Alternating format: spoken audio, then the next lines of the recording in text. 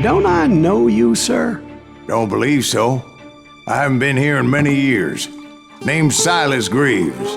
Silas Greaves? The bounty hunter? Used to be. What are you doing here in Abilene? Just passing through. Got a little business to take care of.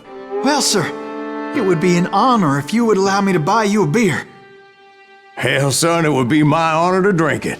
I'm Molly. Howdy. I'm Dwight. That's Jack and Steve. Ben's behind the bar. Oh, I bet you got some great stories. A couple. Any of them true? Jack, be nice. A few. What about your shootout with Henry Plummer's gang in Bannock, Montana? Is that where you started as a bounty hunter? That's what it says in this here dime novel. Don't believe everything you read in them dime novels, boy. First man I hunted was back when I was riding with Billy the Kid. You knew Billy the Kid? Damn right. That scrawny son of a bitch had no fear. Wouldn't back down for nobody. I heard he collected the 10 stars off any crooked lawmen who crossed him. It was a war, boy. The Lincoln County War. And Billy promised his regulators would take the life of every bastard who helped bushwhack John Tunstall. Kid had a big chip on his shoulder and a hair-trigger temper. Made him dangerous as hell.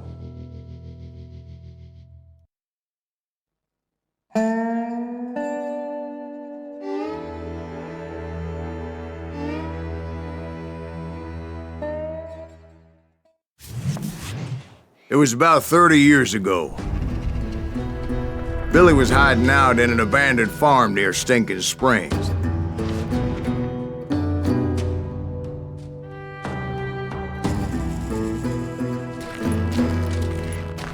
I threw in with the kid because the man I had sworn vengeance on was riding with Billy's enemies. But before I tell you why I want that sumbitch dead, let me tell you what happened that day.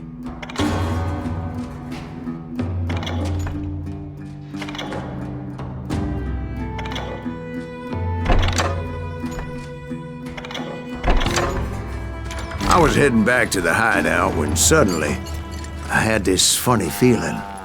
Funny, ha-ha? No, Steve. The other kind of funny.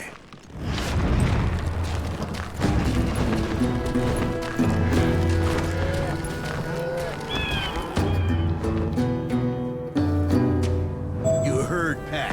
Need to stay here to keep an eye on the road. That's not fair. We're missing all the fun. I knew those two morons would never let me through. Hell, shoot I had no choice.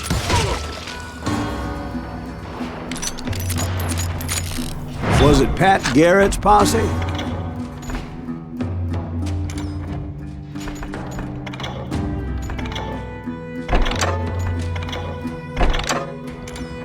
Oh yeah. I heard the shots and I knew I had to move fast. Garrett and his army of deputies had surrounded the entire homestead. I decided to help Billy and the boys out a bit. So that's just what I did.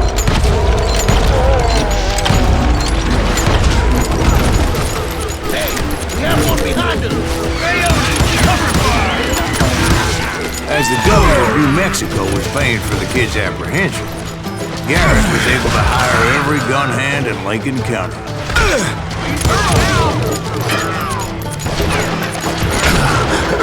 Kill him, for Christ's sake! God damn you! You're dead!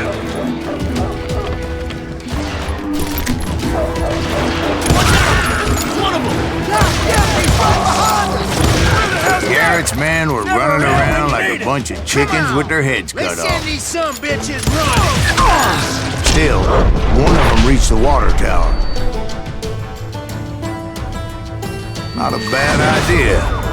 It would be a turkey shoot from up there.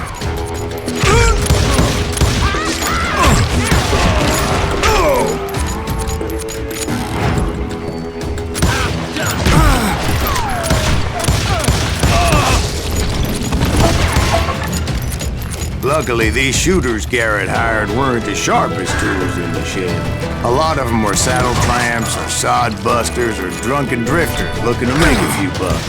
Then, I heard a friendly voice yelling at me from the window. Back door! We'll cover you!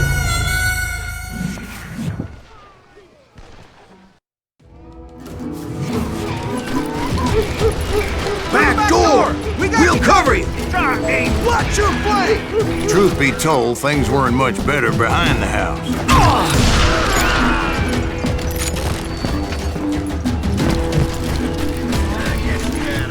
I cut their numbers in half, but that just made the ones that were left twice as mad.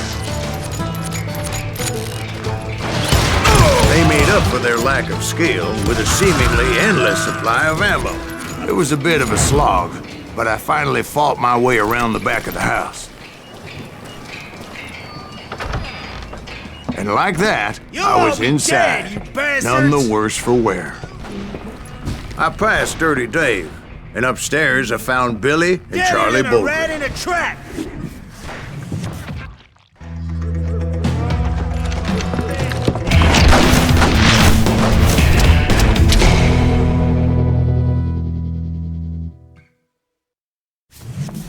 Billy looked at me and said, "About time, amigo! Grab a gun and get to the window!"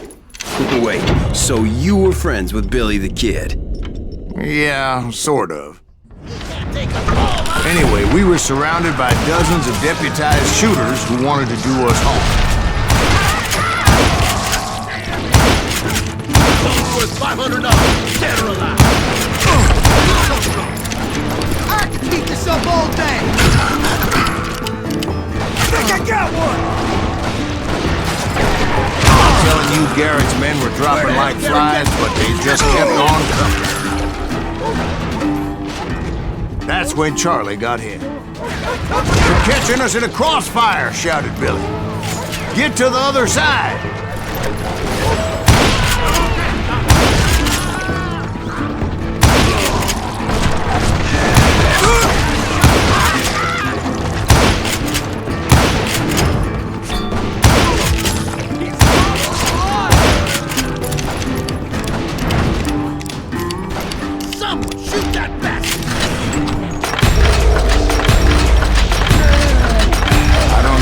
Of those cocksuckers I personally put down, it was pretty clear, even to Billy, that maybe discretion was the better part of valor.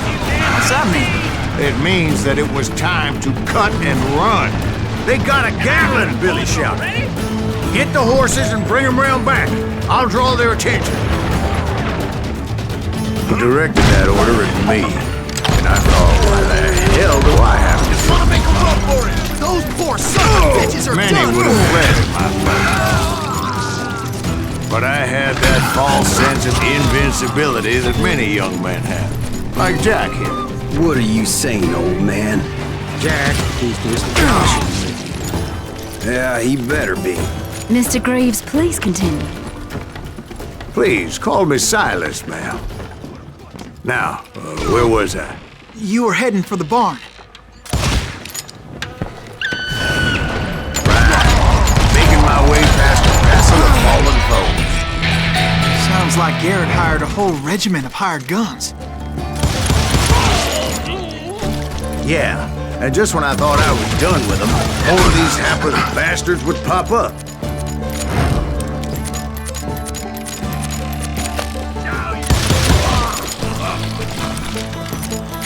Finally, I had the stables within my reach.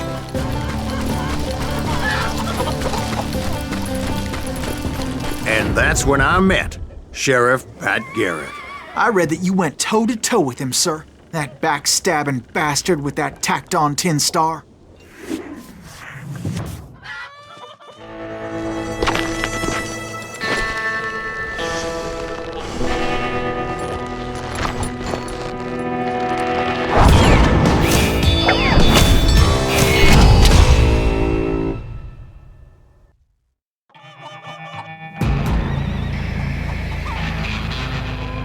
You challenged him to a showdown. You read that in a dime novel? It said he showed no fear as he took your measure with eyes like a rattlesnake.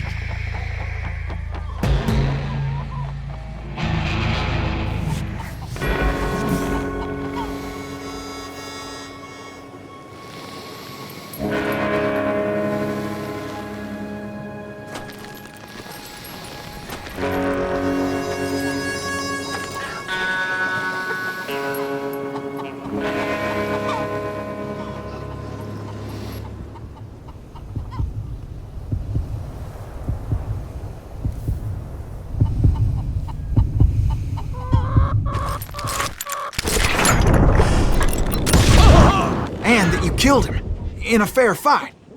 Is that what that Penny Dreadful said? No, boy. That ain't what I meant when I said I met Pat Garrett. So let me start again. I finally reached those damn stables.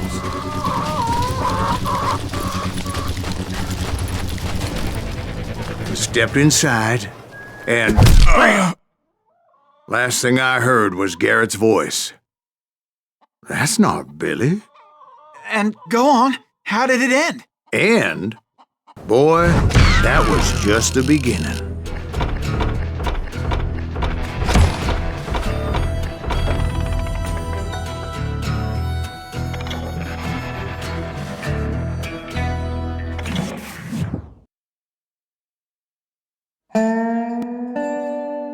So what happened? Did Garrett arrest you? Yeah, after I came to, the bastard had clocked me with his Colt.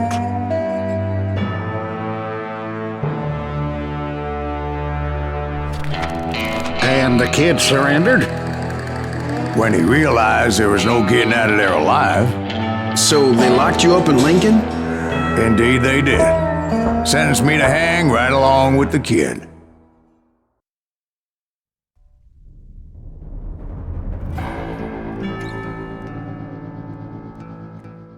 It's important to know that I was only riding with Billy so I could find the bastard I was after.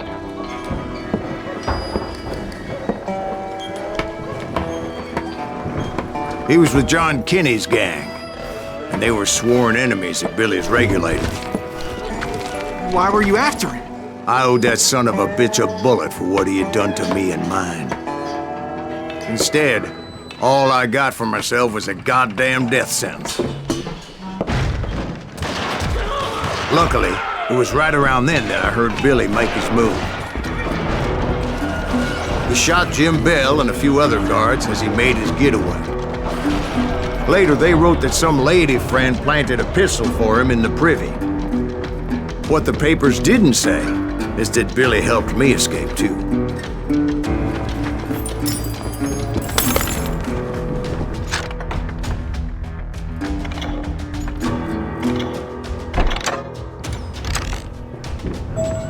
My first order of business was finding a firearm.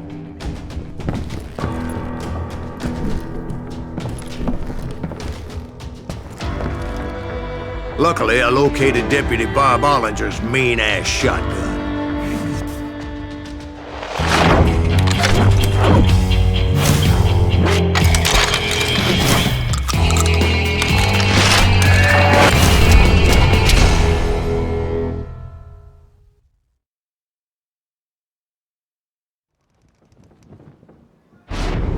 I saw Billy through the window, and he yelled that I should take to the rooftops to make my escape. So I did. Anybody see Billy? Damn you! Son of a bitch shot Jim Bell! Give it up! The kids escaped raised a huge ruckus. Hell yeah! That scatter gun was like a double-barreled howitzer. It could blow a man clear off his feet. You hardly had to aim the damn thing. Guards were everywhere looking for it. Anybody see him? I had to jump from roof to roof like a damn alley cat. I followed the flanks where I could, but some of that wood was slippery as hell. The whole town was up in arms. And suddenly, I was a fugitive.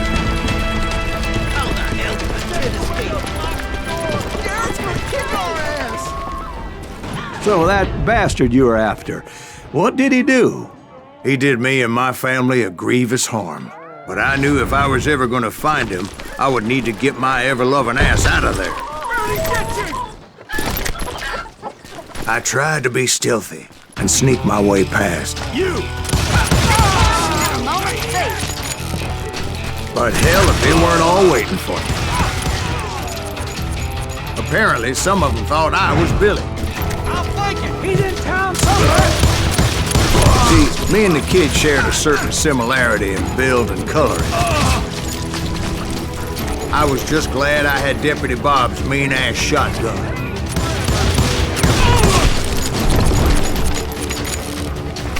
Let's do this. Let's go. So much lead was whizzing by my head, it was like everyone in Lincoln wanted to put me in the ground. I knew I needed to find a horse. Though I never did have a great fondness for those four-legged grass eaters. Smelly, sweaty, ungrateful beasts. We price them too high, if you ask me.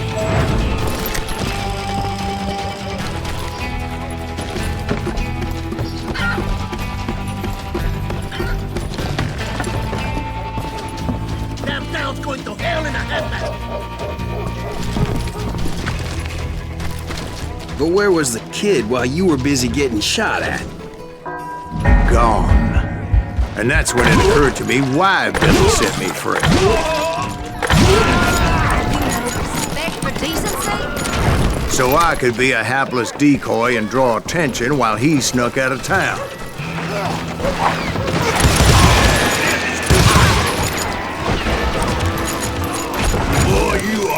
I knew if I made it out of there in one piece, no one would put a price on my head. Because everybody in Lincoln would be dead? No, because they all thought I was Billy, and all that blame would fall on him. Arm yourselves! How the hell did he get away?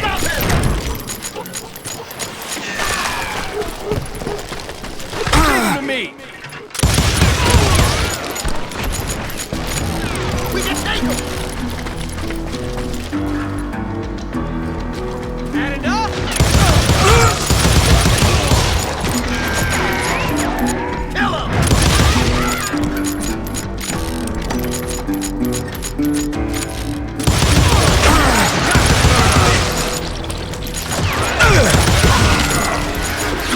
We're gonna be in deep shit when Pat gets back!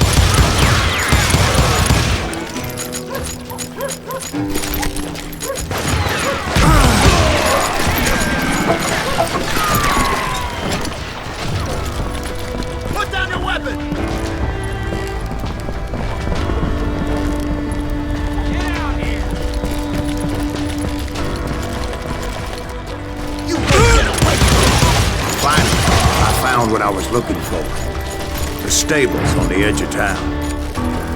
I guess Billy saved your ass, taking out Bob Ollinger the way he did. Billy didn't kill Bob. Well, sure he did. He dispatched him right after he shot Deputy Bell. No, sir. Because Bob came right up behind me, angry as hell that Billy had lit out. "Hello, Bob," I said. "I think you better let me go." And he says, "I don't think so, boy. Not with my shotgun." So we stood there in the middle of the street, eyeball to eyeball. He intended to kill me, and I knew I had no choice but to defend myself.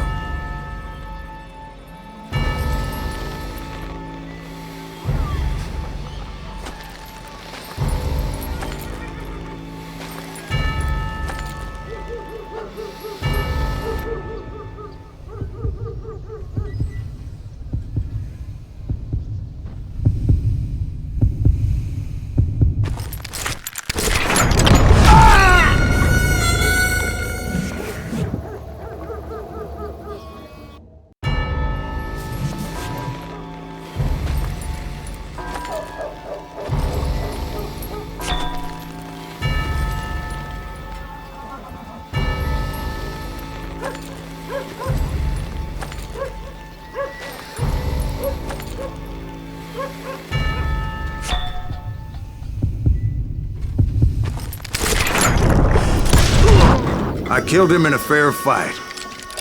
Everybody saw I had no damn choice. Well, Lincoln got a mite depopulated that day.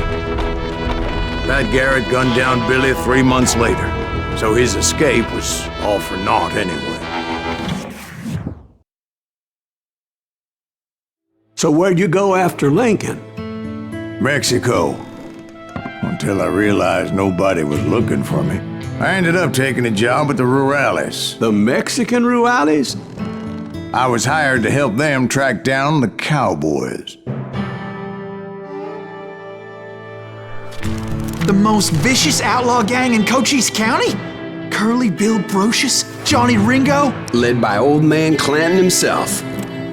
They must have paid you a pretty penny to take them hombres on. Not really. But truth be told, I had my own reasons for going after those boys.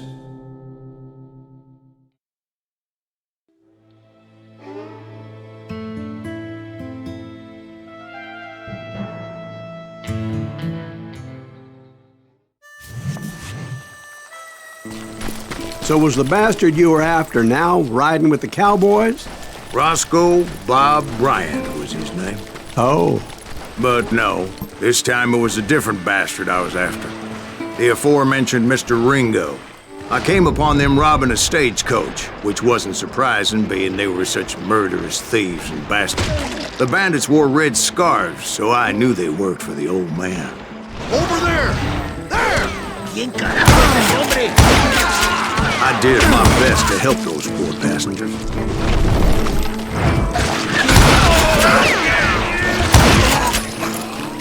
Moments later, the attackers were dead, and I checked the stagecoach to see how many passengers were still breathing.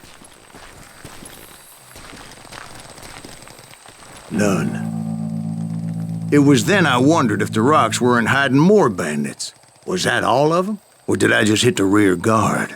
I quickly got my answer. They attacked from on high like Apaches often did. They would appear in great numbers from above and rain down lead on their hapless enemies' heads. Making use of the high ground and whatever else they had.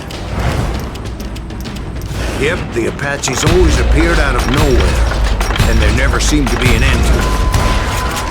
Hold on, were you attacked by Apaches? What happened to the cowboys? Did I say they were Apaches? I said Clanton's cowboys attacked me Apache style. I was in a pitched battle, but I was holding my own against an overwhelming enemy force.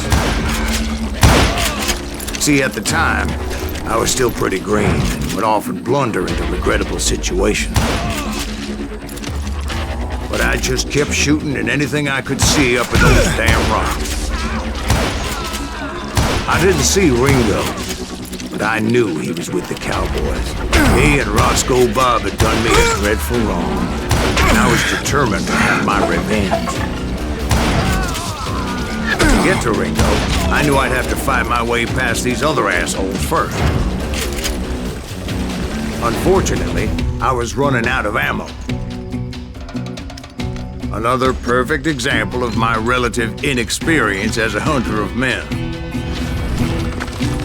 I immediately knew that a tactical retreat was called for, as my vengeful fury was much less impressive without the bullets to back it up.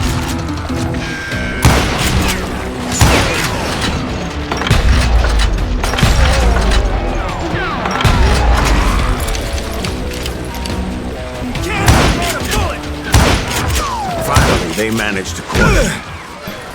Trapped as I was, the odds of my survival seemed pretty slim.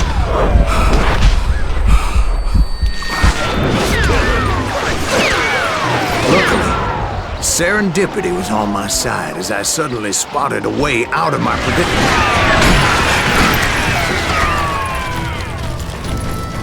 Hard to hit a moving target.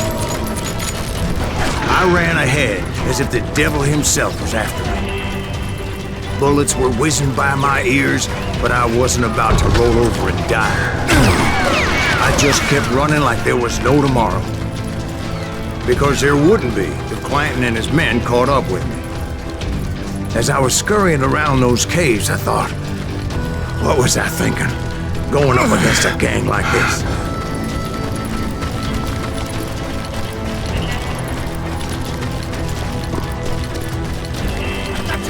I just kept running, not knowing where the hell I was going. And that's when something miraculous happened. Like manna from heaven, I found the desiccated remains of what looked like an Apache warrior.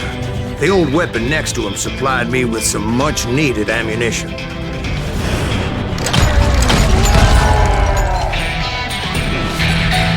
Bat Masterson once told me it was more important to be lucky than good, and he would know. And imagine my surprise when I found a fistful of dynamite to go along with that ammo. That stroke of good fortune evened the odds and bolstered my confidence.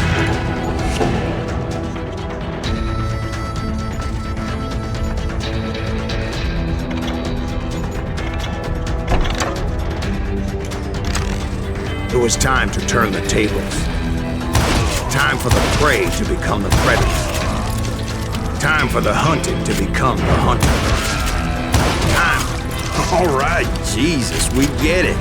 They were right where you wanted them. That's right. I was done running. And the old man's boys were not expecting that. No, sir. I came at them like a wildcat. My fury knew no bounds.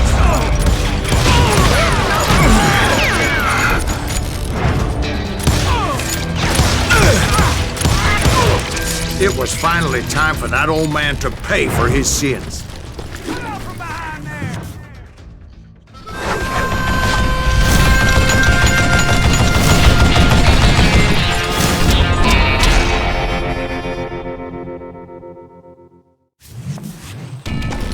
I yelled out at the top of my lungs, "Clanton, I'm coming for you!"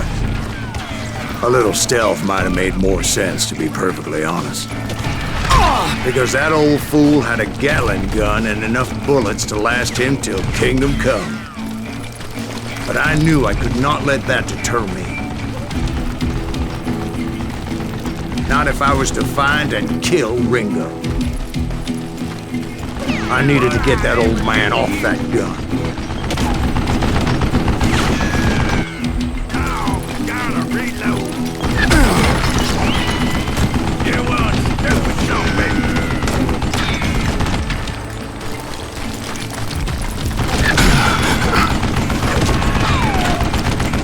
I don't know how you live this long. Try me instead, you coward. Most everyone thought it was the Ruales who had come up against him in Guadalupe Canyon, but it was just me.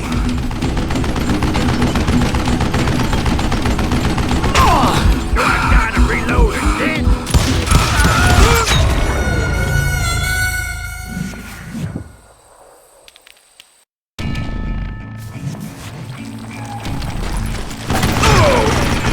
Where'd you get? Be careful, there. You murderous bastard! Hey, let's see what you made of, boy! Wait, goddamn book! Damn, I gotta reload! You want stupid zombie! Oh!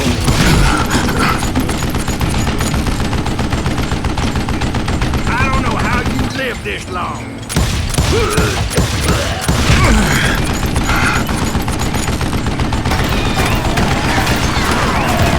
Damn contraption, damn to death. What I ever do to you?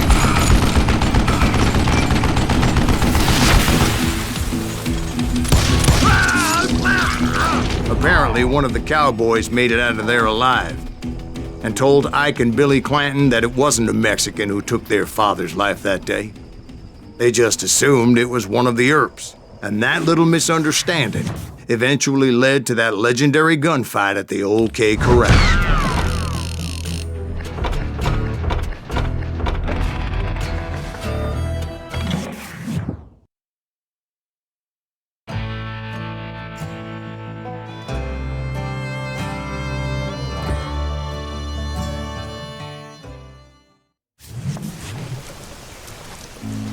A few weeks after that dust-up at the OK Corral, I was still after Johnny Ringo. I had tracked him and the cowboys to their hideout at a sawmill, and they were loaded for bear. So what exactly did Johnny Ringo do to piss you off? Well, him and that other bastard. Roscoe Bob Bryant? Yep. They both deserve to die, and I promise I'll tell you why. Herb's coming! Get ready, boys. First, I need to tell you about the Cowboys' new boss, Curly Bill Brocious. Put holes in him!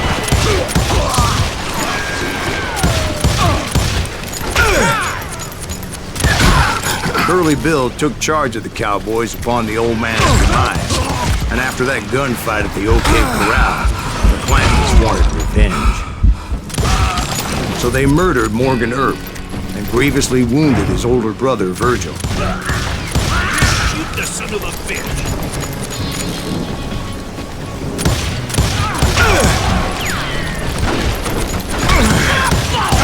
Wyatt and Doc went on what became known as the Vendetta Ride, hunting those outlaws down.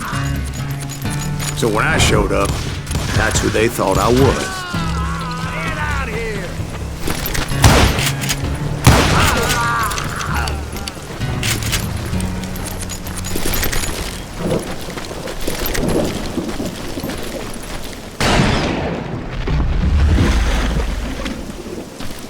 There were killers around every corner, all wearing red bandanas.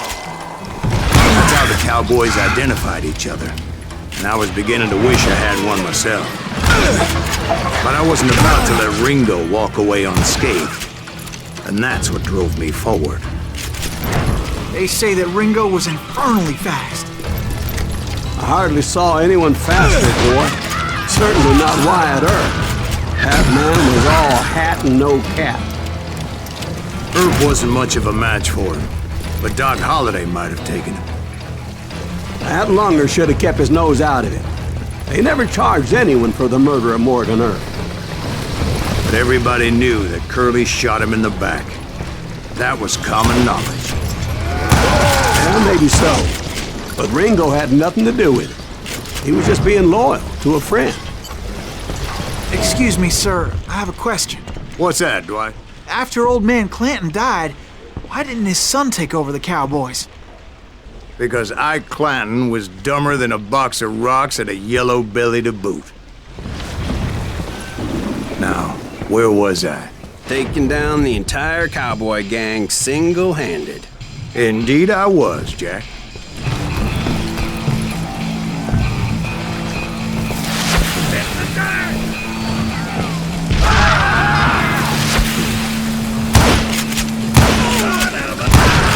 Though it wasn't easy, as those boys had good cover.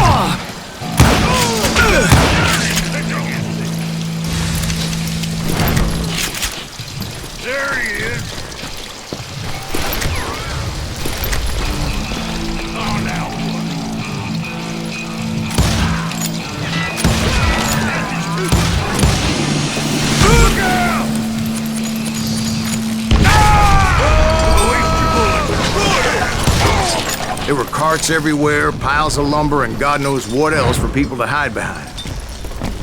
That really was one hell of a sawmill. Quite an impressive operation.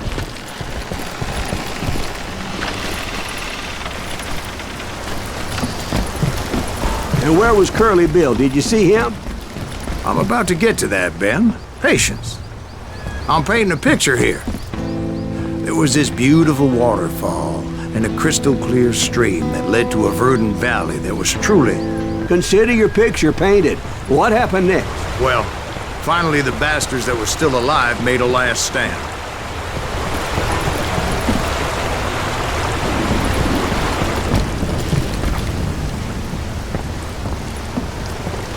Curly Bill, Johnny Ringo, and his compadres took off into the lumber yard, and I followed after.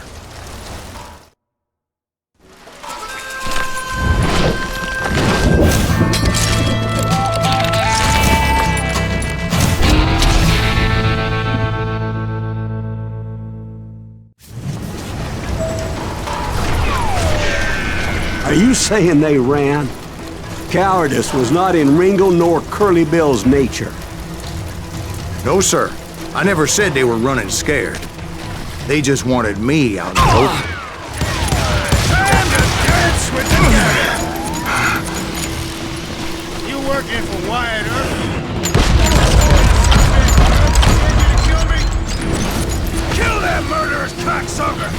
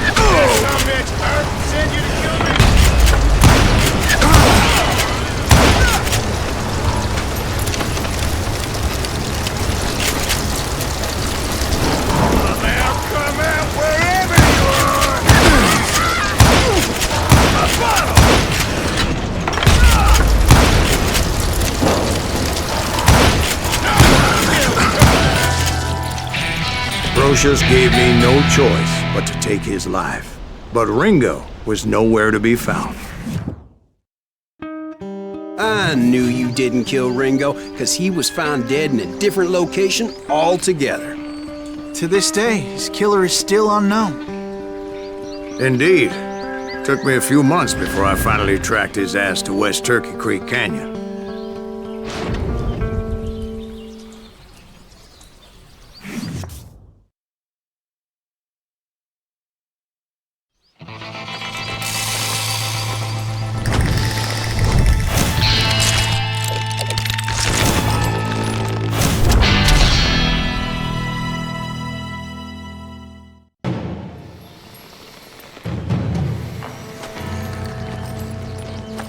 That's incredible, sir.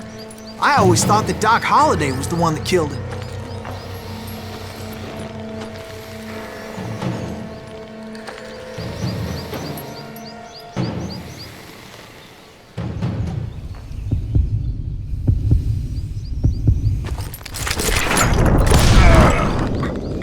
Sorry I had to ruin the legend for you, boy. But the legend ain't always true. Doc Holliday had nothing to do with the death of Johnny Ringo.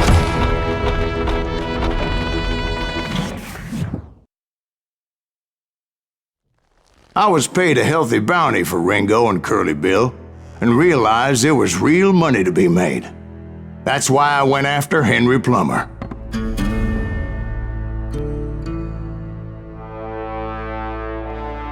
Now, wasn't he the sheriff who augmented his income by shaking down miners and robbing gold shipments? That's the one. Oh, yeah, I remember him. He ran that gang of thieving outlaws called the Innocents. So it's true that you went toe-to-toe with him? Indeed I did, son. Indeed I did.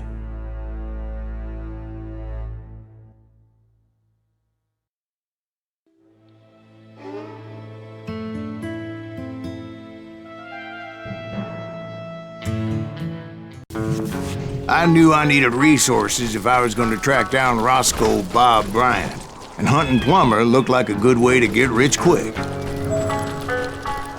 As the local vigilantes exposed him as the leader of the bandits, and put a generous price on his head.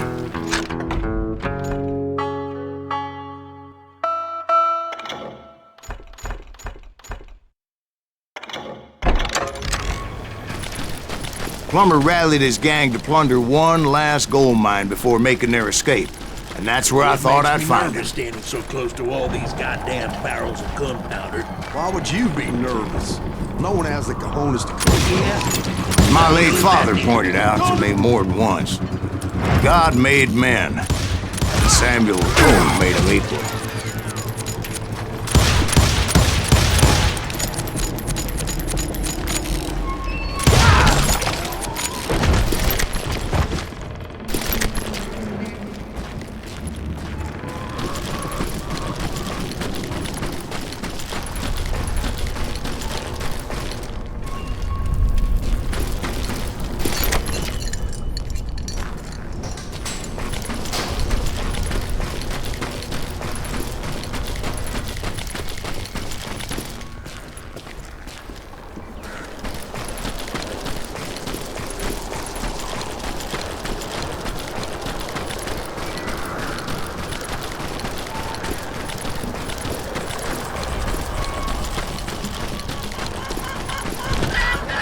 I knew that dynamite wasn't mine, so I decided the polite thing would be to return it. It was the biggest gold rush since Sutter's Mill in '48. Unfortunately, prospectors weren't the only ones drawn to those riches. There were thieves, killers, robbing travelers, and hijacking gold shipments. Like those that ran with Plummer. Some were just regular folks I knew from town, drawn by greed and easy pickings. Put that moron out of here. Charlie Crow, blacksmith. James, who worked in the stable. Sam and Jeremiah Barber, butcher's sons. Ordinary citizens who lived a double life. Stealing and thieving and murdering their neighbors. Of course, the rest were veterans of the Civil War. Stone-cold killers trained on the bloody fields of Shiloh and Antietam. Plummer had a lot of men on his payroll. A hell of a lot. That son of a bitch pretended to protect the public with one hand while stealing them blind with the other. He set up a defensive perimeter which I had no idea how to breach. Dangerous, desperate individual. I was outnumbered and in way over my head, but I was too damn stubborn and stupid to realize it. They must have thought I was touched. Or had some kind of death wish. I thought I was some kind of hero. I finally made it past and headed on to meet my destiny. But first, I had something I needed to figure out. I had a few ideas on how to get into that mine, but once I made my decision, I knew there was no turning back. So my first thought was to enter the nearest mine portal. I saw an entrance. Made sense. It was the quickest way in, but that also made it more dangerous. This is ours. As there would undoubtedly be enemy pickets posted along the way.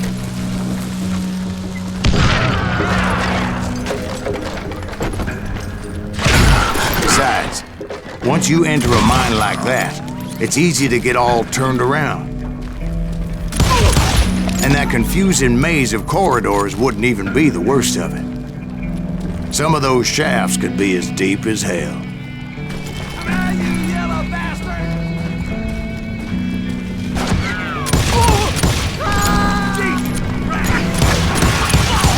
A single stumble or misstep can easily end in a deadly plunge to oblivion. I'm here.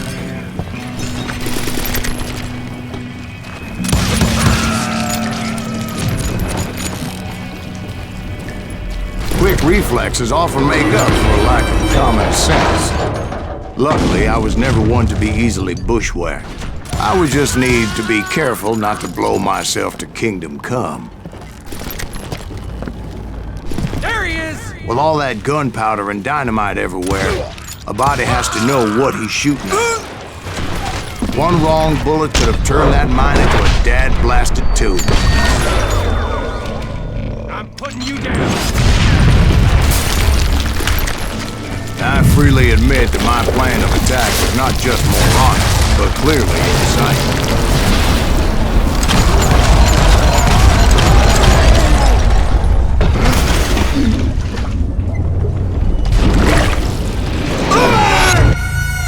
It's a good thing that I abandoned that ridiculous plan before I even tried it.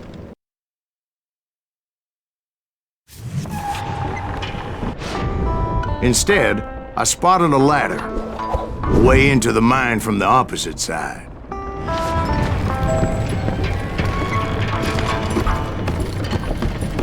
It was a long way around, but that approach seemed more sensible at the time.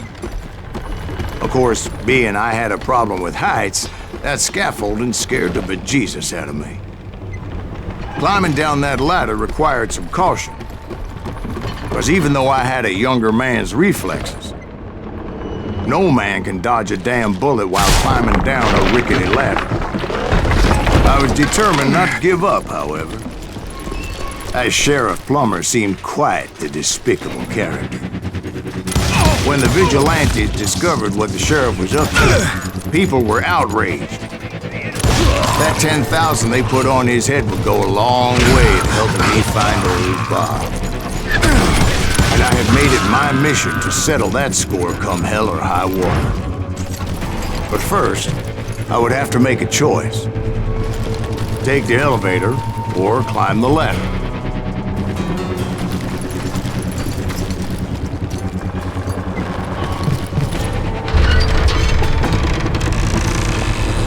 I picked the more convenient and more dangerous route.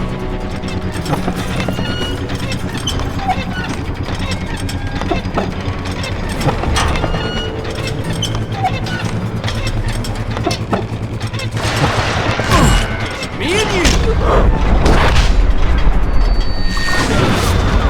What the heck just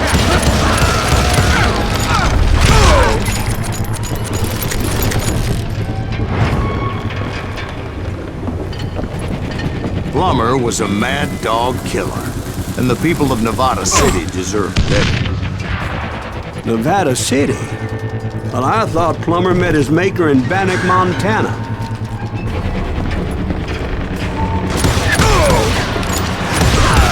Right, well, he was the sheriff of both places at one time or another, but that's neither here nor there.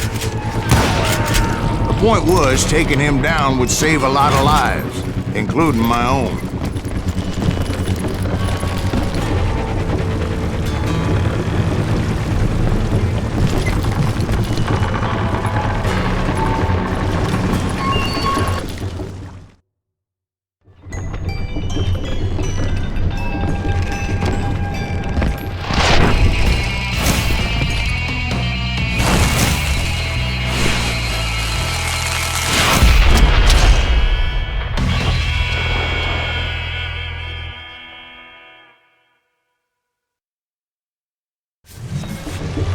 Catch this, you son of a bitch! This day is just getting worse and worse for you, ain't it? Henry Plummer was clearly unhinged, and I could see right away that this was going to take some doing.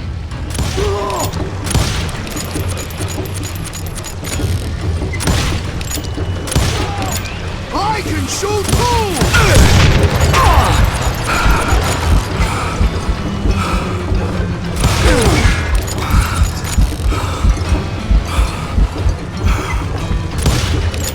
I'm going all medieval on your ass! Damn! I need some help here! Come on, boys! Take this cocksucker out! Sorry, son of a bitch!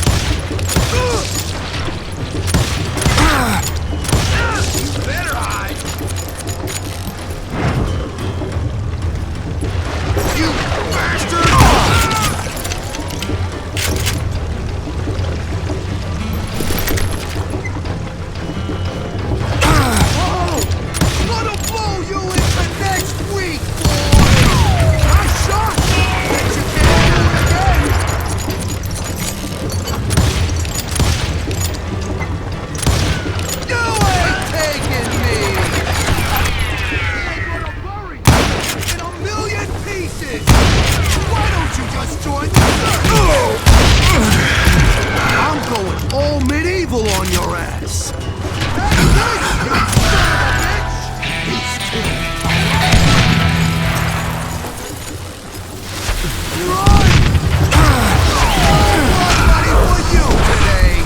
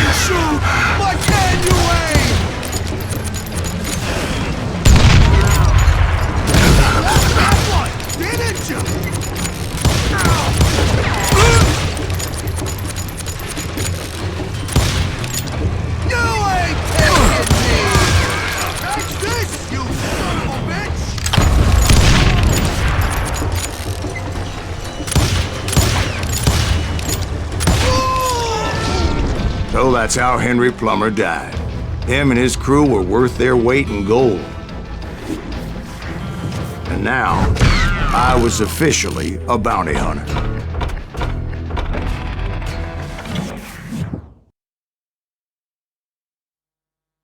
So, did you finally go after that Bob feller? Well, I heard word he was in Kansas with John Wesley Hardin. So that's where I went. Where in Kansas? Abilene. Why do you ask, Ben? No reason. Was Hardin as fast as Ringo? Ringo was fast, but John Wesley was as fast as the devil himself.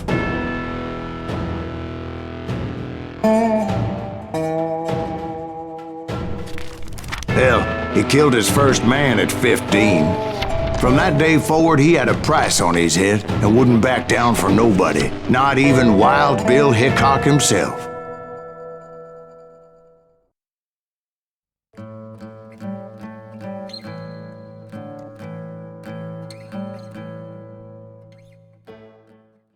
I dodged death many a time, and that night in Abilene was no different.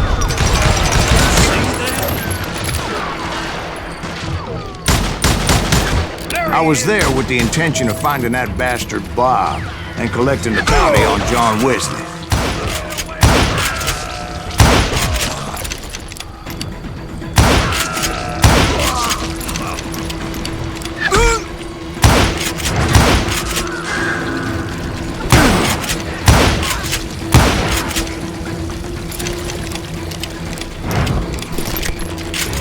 I thought the Texas Rangers got Hardin.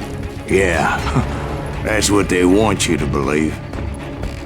It was cold and a witch's tit and a brass bra that night as I fought my way past his loyal compadres.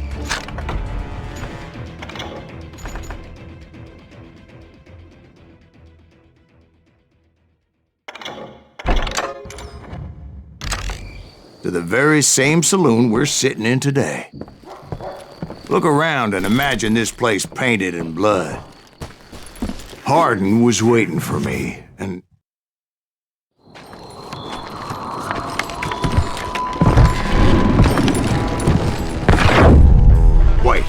I'm jumping the gun here.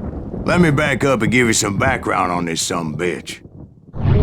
He deserves that much. Don't you think so, Ben? John Wesley Hardin was a killer. By the end, he confessed to taking the lives of 42 men. He was a bona fide folk hero by then, and had amassed a gang of armed miscreants and other assorted thugs. He and his men set up camp outside of town, and I was hoping Bob was among them. God damn it! Shoot that bitch! They didn't ask why I was there. They knew. As most of them were wanted as well. I figured Hardin was here somewhere, but to get to him, I'd have to get past his gun hands. That was easier said than done, as most of them were as foolish and full of bravado as I was. I had to spill a lot of blood to find out Hardin wasn't in that camp. He was carousing in town with his closest friend. Hardin's boys apparently didn't want me to reach the Bull's Head. Some were hightailing it into town to inform their Jefe of my unwelcome presence.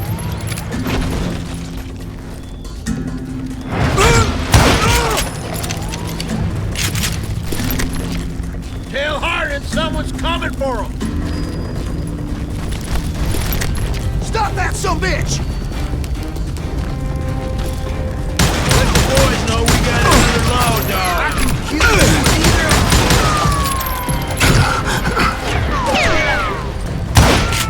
I wondered if Bob was among them.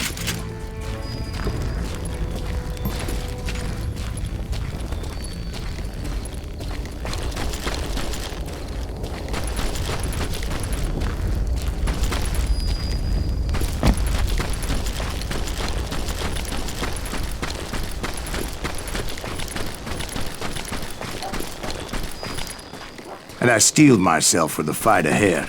For as good as I was, deep down I wondered if John Wesley wasn't just a little bit better.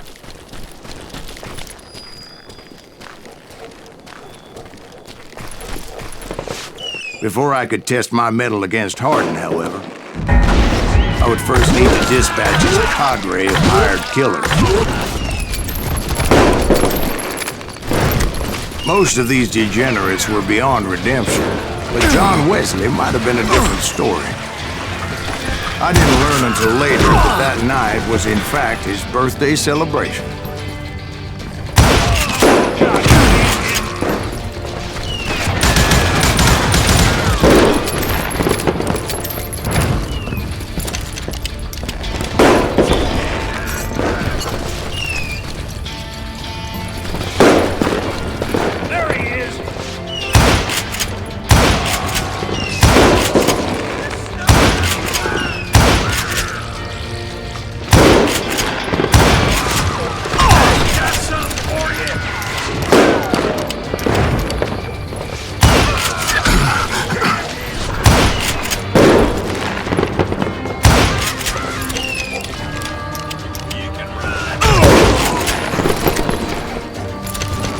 I think I already mentioned that I found Hardin in this very saloon.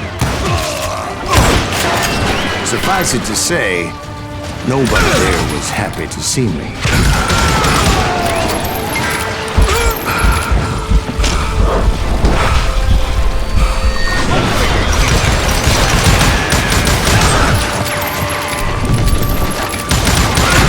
In fact, I felt a certain hostility.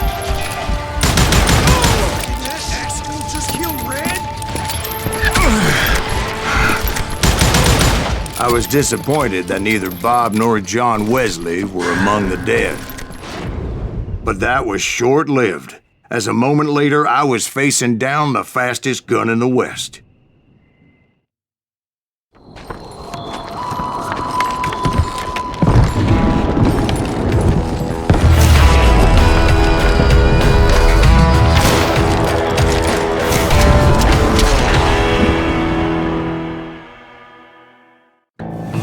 I felt a bolt of adrenaline, or maybe that was fear.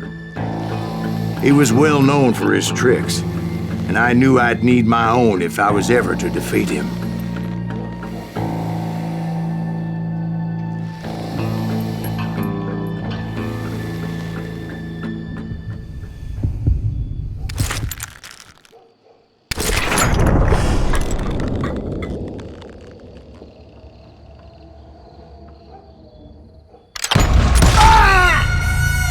No, wait!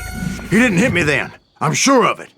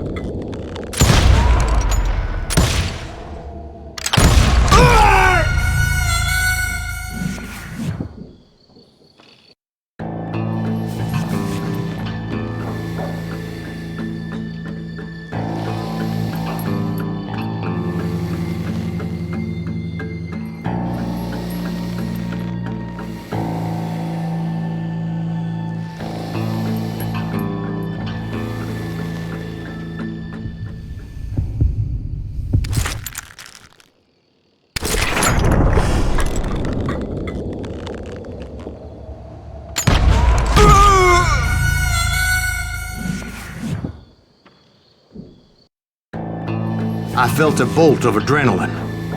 Or maybe that was fear. He was well known for his tricks, and I knew I'd need my own if I was ever to defeat him.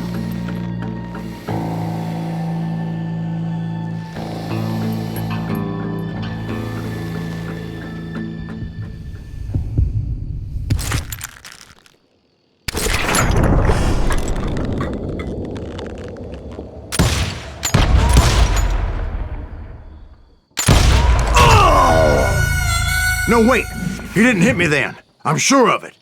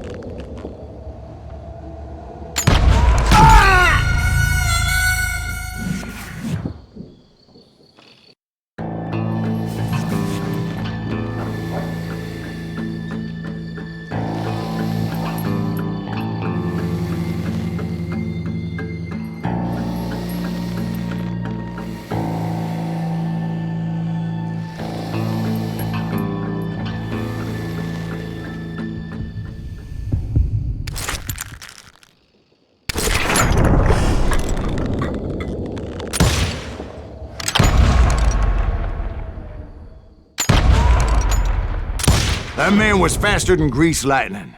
But being inebriated as he was, he didn't count his shots. And now, he was at my mercy. So he didn't die? No, I sent him to prison.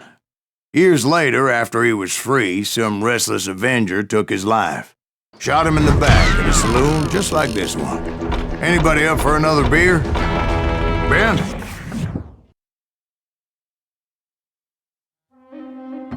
Thank you, darling. Yeah, some say revenge is a dish best served cold. So whatever happened to that Bob guy you were after? Personally, I'd like to hear some of your other adventures. Like, I don't know, did you ever go toe-to-toe with a red man?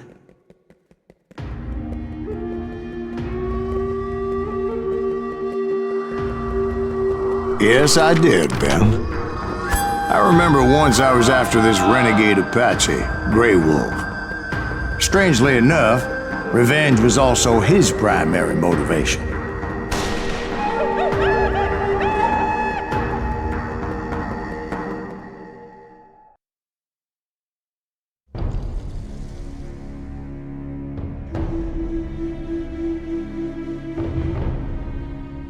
A bounty was put on Grey Wolf's head, and that's how I came to hunt him in the mountains. Mountains so high they tickled the nether regions of heaven.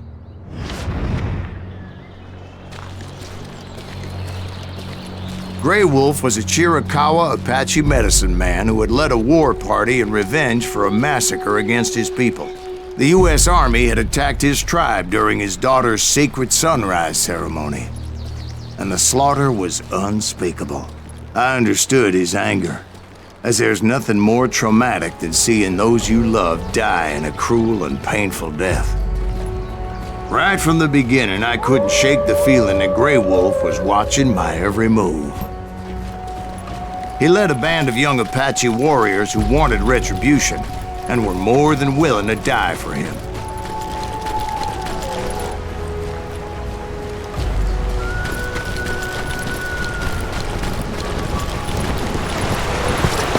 They saw me before I saw them.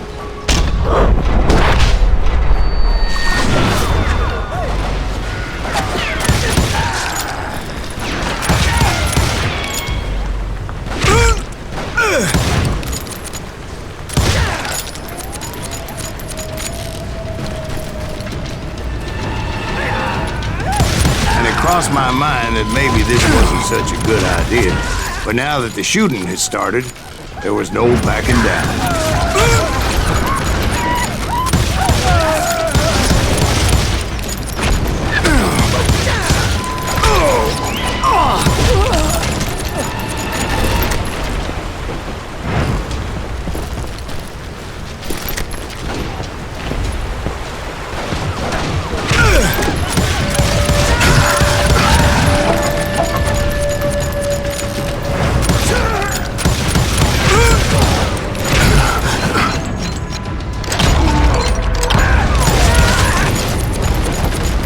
It was rugged country, the winter home of the Chiricahuas, and that's why they had retreated there.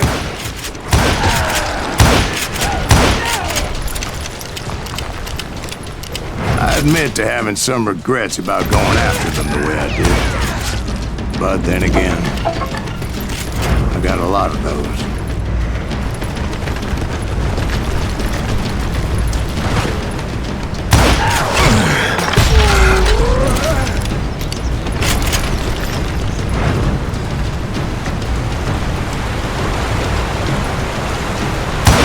Grey Wolf? Not at that moment, but I did find the entrance to their hideout.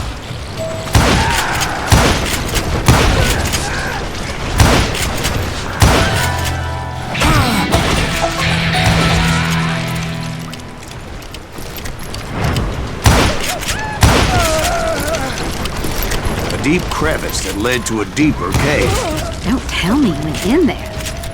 Yeah, but it's not out of bravery so much as pure, angry cussedness.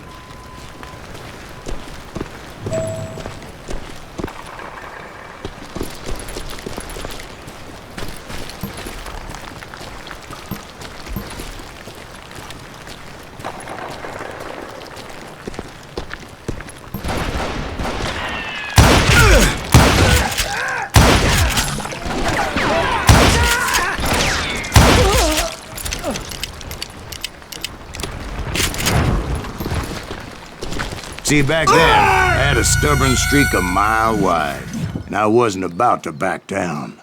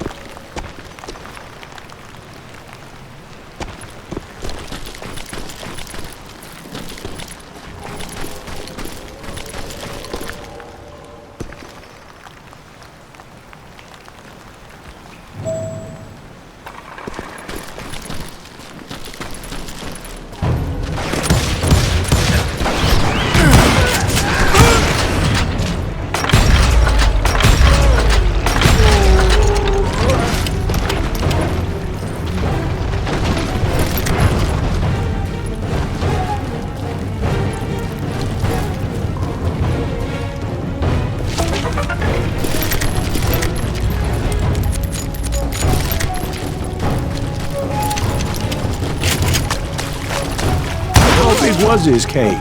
Big as hell, Ben. Chiricahua had hid out there during the Indian Wars.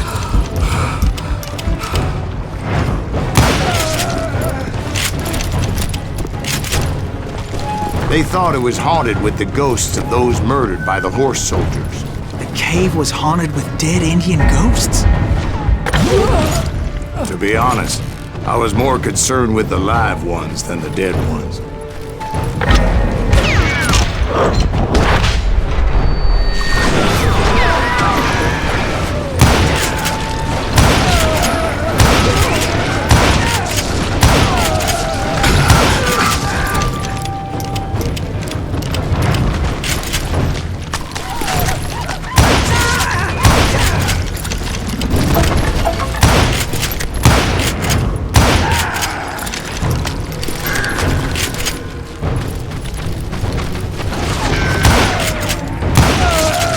You know so much about engines. A few years back, I was married to 2 Mescalero women. At the same time?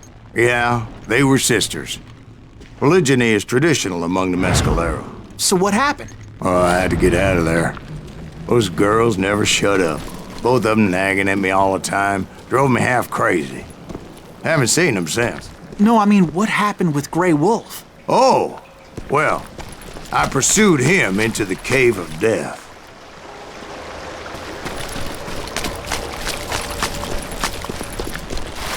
I came upon this flooded grotto, and that's when I saw him. He came to me unarmed and unafraid. His voice echoed in the shadows, and I sensed he meant me no harm. You carry great darkness in your heart, and if you do not release it, it will claim your soul. The sound of his voice put some kind of ancient Indian spell on me. As his story unfolded in my mind. You will come to this place again and kill many more men, and the darkness will grow until it consumes everything that you are. The soul would have no rainbow if the eye had no tears. He said I was a great warrior, a coyote man, unequaled by any other pale-faced warrior, or something like that. The snakes will bite shadows of your past until a venom poisons your heart, and an echo of the song of the dead summons the spirits deep from within the mountains.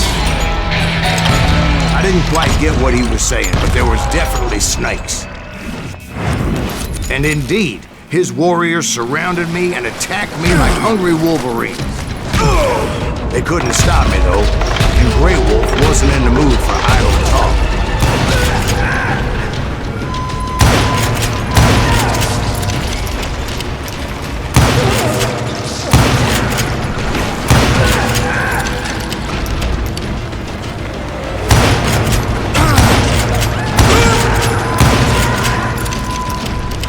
I swear I couldn't see any way out of this trap. But suddenly, one just appeared. Kind of like a miracle.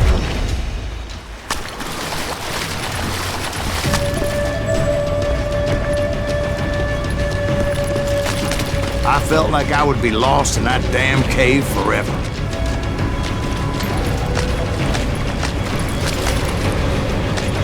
Finally, I found myself back outside, perched on the edge of a precipice, overlooking a thundering whitewater river.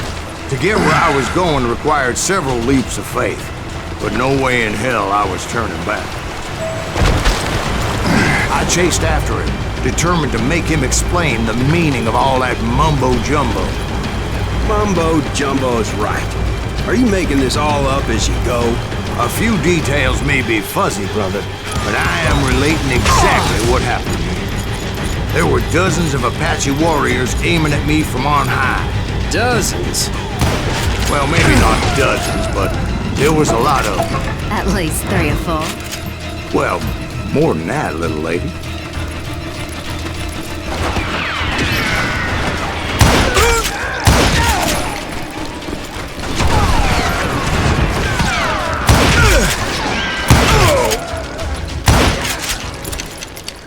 I had a steep climb up creek ahead of me and scrambled up those rocks like a mountain goat. I was determined to locate Grey Wolf and find out exactly what the hell he was trying to tell me. And wouldn't you know it, that crafty son of a bitch led me right into a trap. What kind of trap? Well, son, there had to be at least 100 Apaches surrounding me.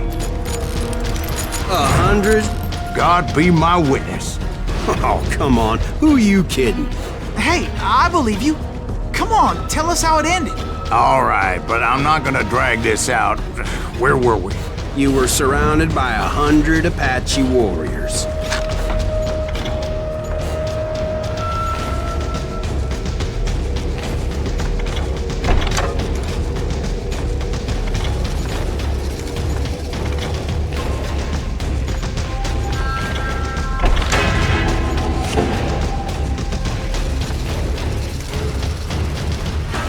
Well, I didn't take the time to count them exactly, but there were a lot of them.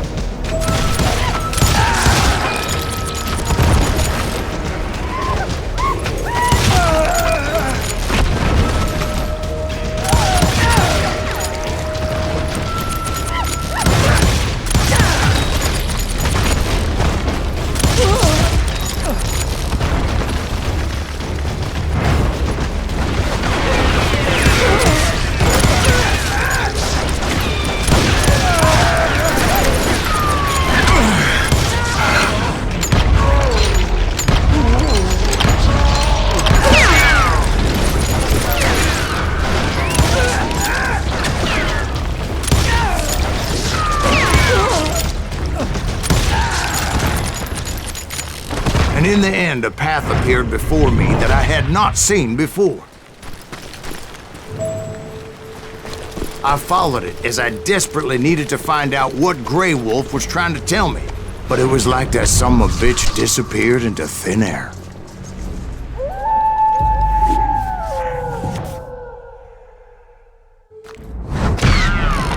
Never did find him. And never did collect my goddamn bounty.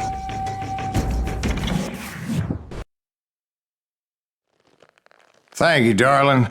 It's interesting how the truth can sometimes seem might malleable, depending upon your point of view. Like how those dime novels make you out to be something you're not? Jack, don't be starting trouble.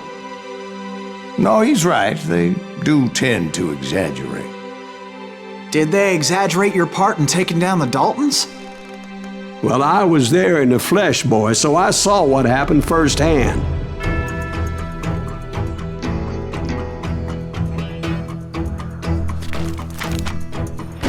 Those Daltons were lawmen once, before they all went bad, robbing banks and trains clear across the territory. Until Coffeeville, of course. I was one of the citizens who took up arms that day. Fighting on the side of right? I did my best, sir. We all did.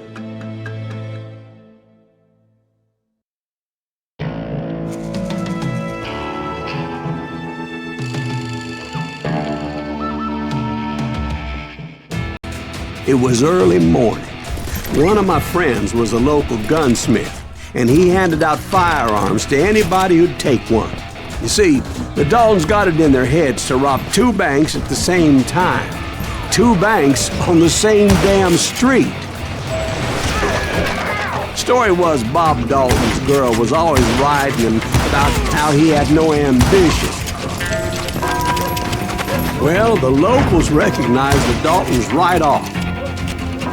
Before they could get away, half the town took up arms to defend their property. Their first mistake was pulling a job in their own damn hometown.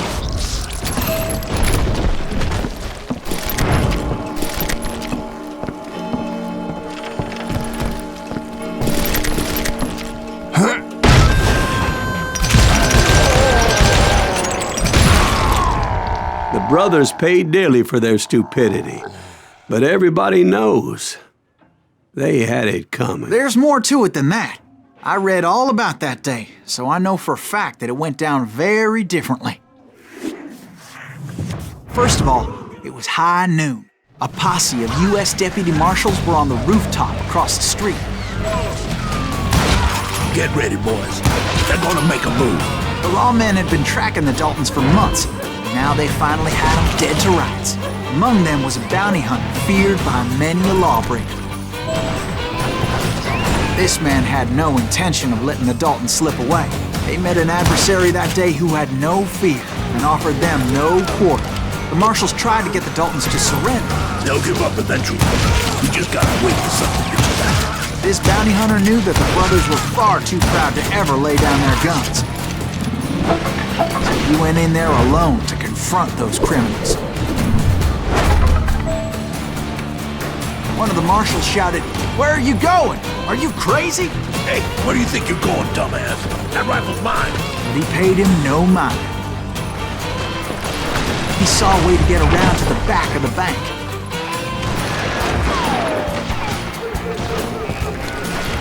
Then he figured out how to hit the Daltons from a direction they weren't expecting.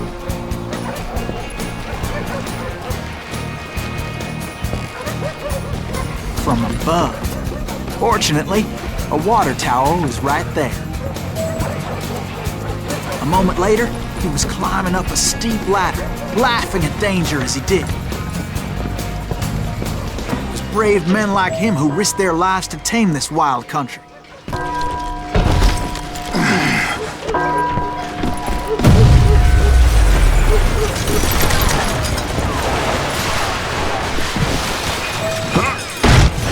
We've got company!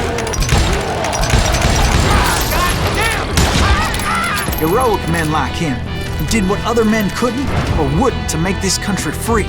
Is that Silas Greaves? Son of a Jim bitch! Brooks, Davy Crockett, who died defending the Alamo.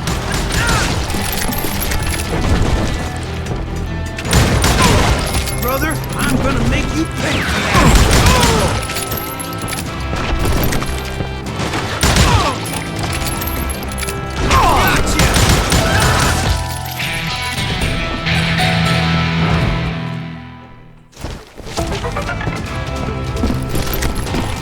Over there!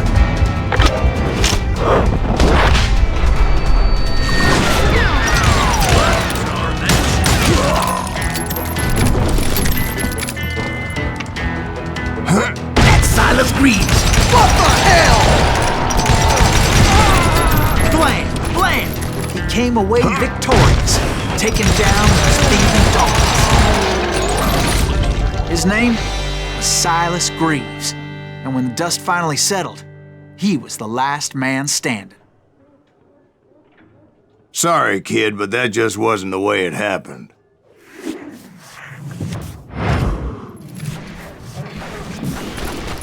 It was early evening, not high noon. This some bitch. Daltons blew up a safe, and were all set to hightail it out of there. I was late to the party, and Coffeyville was already up in arms. Those pathetic deputies surrounding the bank were dropping like flies.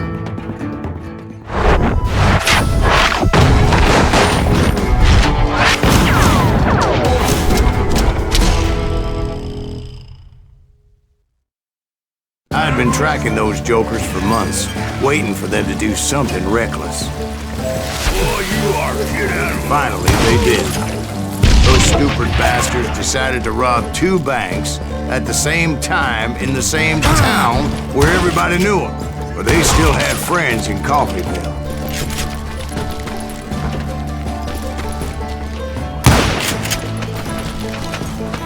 Hey, we gotta see you. And those friends came after me like a pack of wild dogs, tooth and nail. They were coming at me from all directions. I caught sight of the Daltons running with the money and didn't want to lose them. Problem was, they knew the town better than I did. And to top it off, I found myself in the middle of another shootout entirely. Did the Daltons hold up in somebody's house? No, it was the Smiths, I believe. They were cousins of the Daltons. And they were shooting at the Browns, who were shooting at the Daltons. Which wasn't any surprise, because those two families have been feuding forever. You ain't stopping me.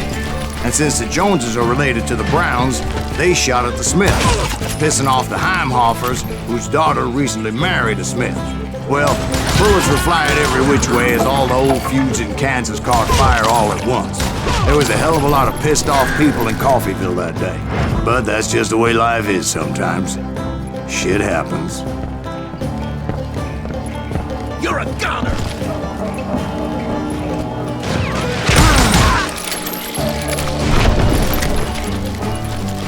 The Dalton boys knew I would never give up. Those Daltons weren't the sharpest knives in the drawer, but they always stood together. They set a trap to slow me down and allow at least 2 of them to escape. The third brother stayed behind to plant me, just in case that trap of theirs didn't work.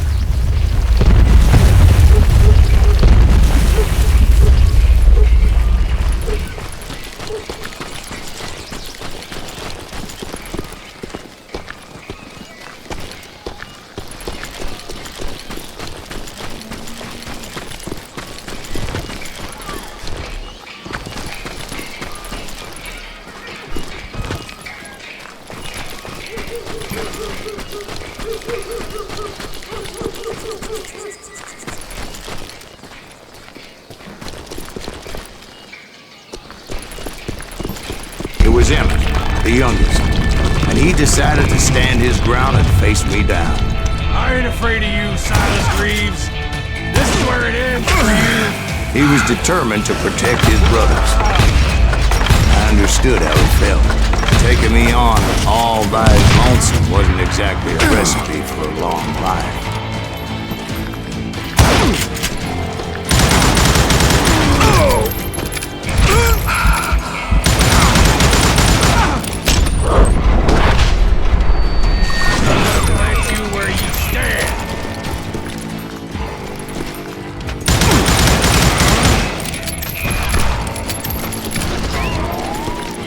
Dead, law dog!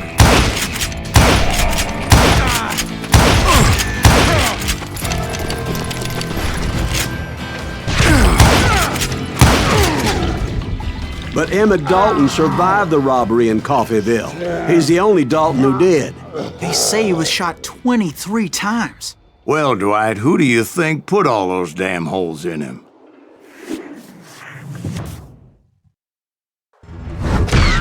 But I have to admit, that boy had grit.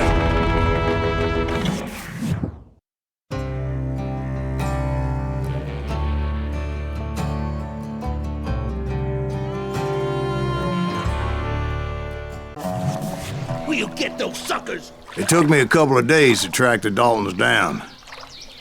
They can't get away with this! And in that time, a whole posse of local vigilantes offered to lend a hand.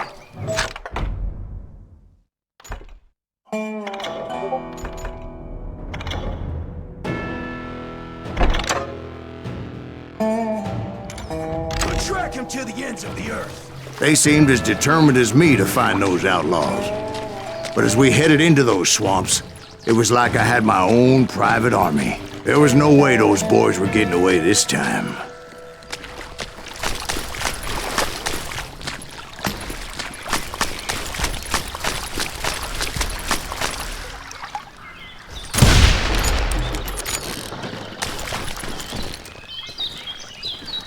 It was early fall, right?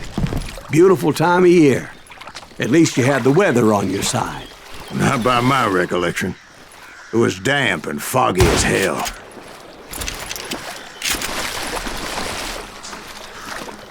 It was tough to stay on a true course, so we kept an eye out for landmarks.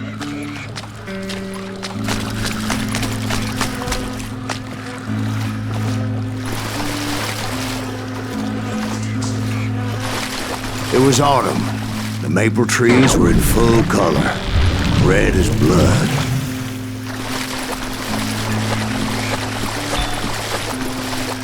The rains that year were torrential, so the whole area was flooded. The vigilantes had spread out wide, and pretty soon I couldn't see anybody. Bury them in the swamp! Plant them where they stand! Except for some bitches ahead of me wanted to do me harm. So I had to face them alone.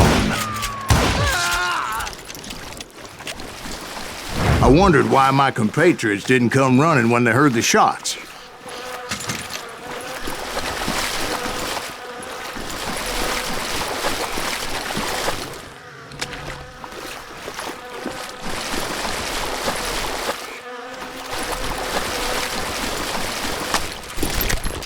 So did you find the Daltons? Not yet. But I did have the questionable pleasure of meeting a few of their friends.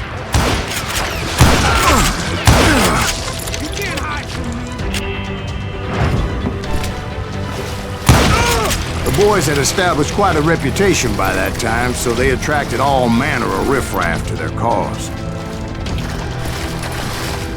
Put a bullet in.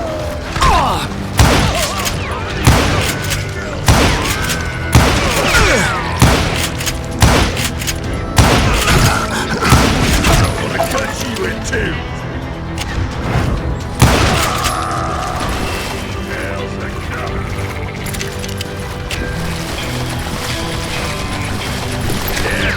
Point being, I was under serious attack, and my reinforcements was nowhere to be seen.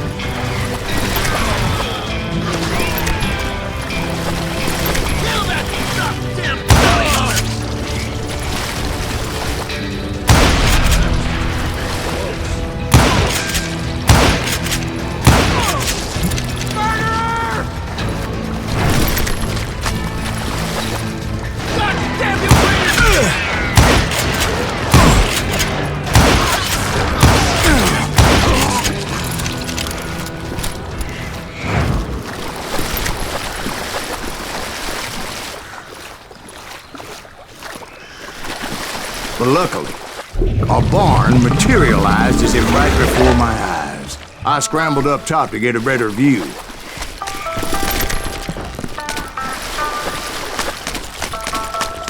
But just ended up falling inside.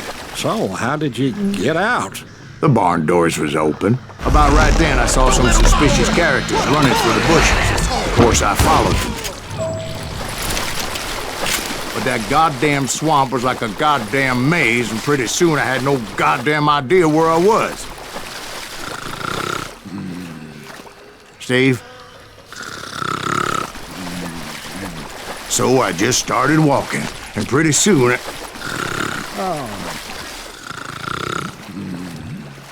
Steve?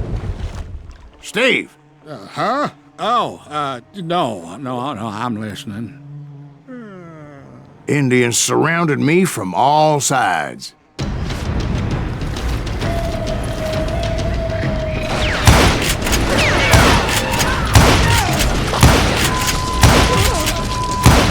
Indians? There were Indians? No. I just wanted to make sure Steve was paying attention. Now, where was I? You were following the Daltons through a swamp? That's right. See, Steve? Dwight's paying attention. No, I'm listening. I was just resting my eyes. So, where was I? The Daltons. Right. See, there's a reason so many outlaw gangs are made up of brothers. Being a brother is a very sacred thing. It's a bond like no other.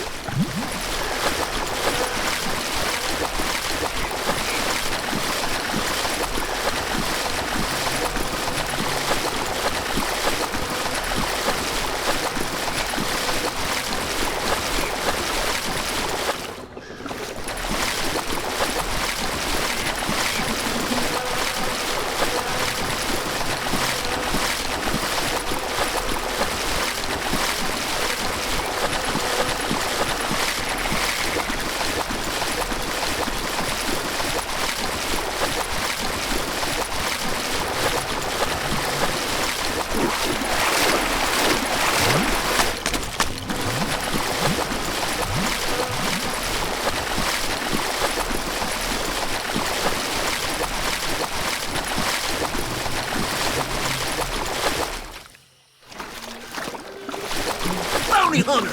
Stop that, son! So did you ever find the damn Daltons? Not yet, but I did find a few of their cousins. You Kansans breed like rabbits. Or Smiths or Heimhoffers or who knows what. But hell, what's more important than family? I bet Ben knows what I'm talking about.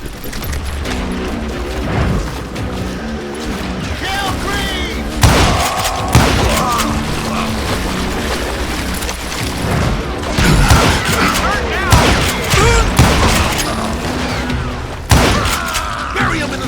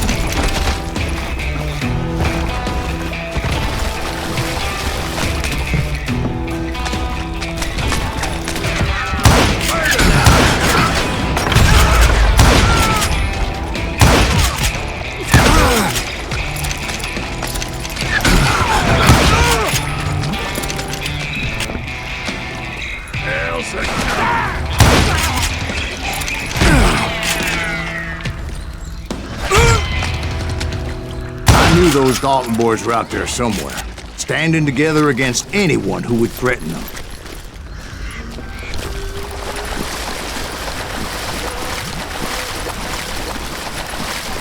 And that's when I saw it. A goddamn steamboat. A steamboat in a swamp? Yeah, Steve, but this wasn't much more than a wreck, really. But how'd a damn steamboat end up in the swamps? Guess it floated off during the flood of '89. Now, was it a stern-wheeler or a side-wheeler? What? Does that really make a difference, Steve? It was a steamboat with a goddamn army on board. It was then that a fusillade of bullets come raining down from our house, and those vigilantes who accompanied me weren't anywhere to be found. But among those men that were shooting, I thought I saw some familiar faces.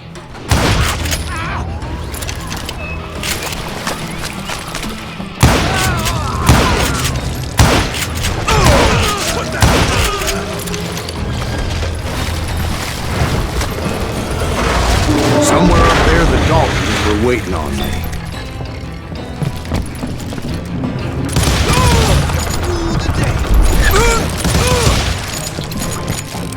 Sounds like you don't give up too easy. That's the kind of man I am, Ben. I set out to do something. I do it. Surrender just ain't in my nature. Plus, I'm stubborn as hell.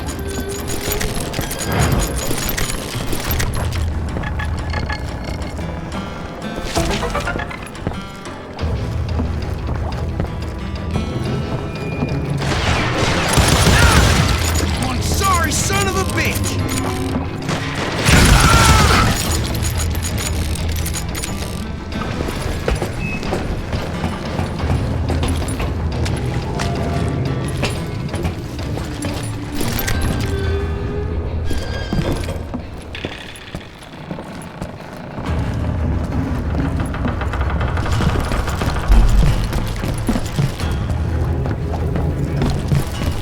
Right about then, much to my relief, the vigilantes finally arrived. Their leader motioned at a cabin in the middle of the top deck, pointing me directly at the Daltons. I finally had them, after months of dogged pursuit.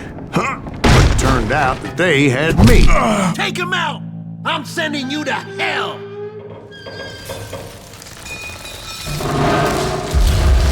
The Daltons had played me like a fiddle. Apparently, the vigilantes were on their damn payroll. They didn't just want to shoot me. They wanted to burn me alive. But finding my way out of a burning labyrinth proved to be quite a challenge. It was a riverboat, right? I mean, it's not like it was a goddamn ocean liner. Oh, yeah, but I was in a fight. Did you hear about that ship that's gonna launch next year? Largest one in the world. They're talking about the Titanic. If you ask me, it's too blessed big. I don't think it'll even float. So anyway... Don't be stupid, Steve. They know what they're doing. They say that the Titanic is unsinkable. Oh, God.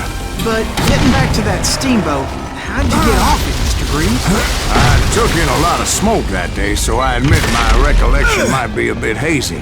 But somehow I managed to finally disembark. It was time to settle this once and for all.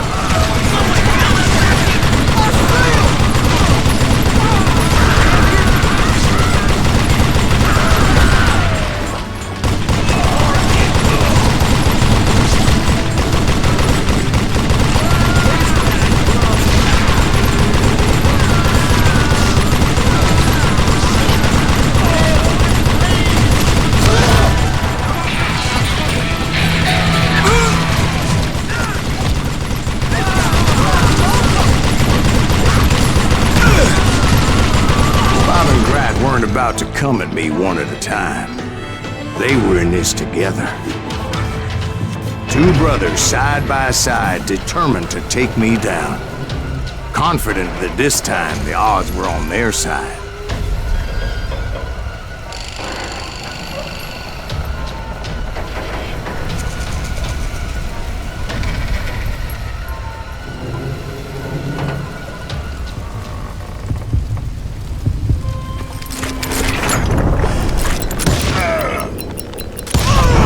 They got it wrong.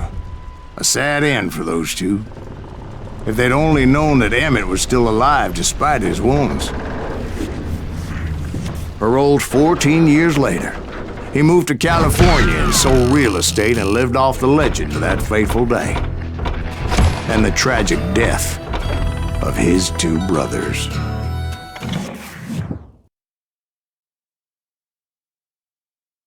My own brothers died tragically as well, truth be told.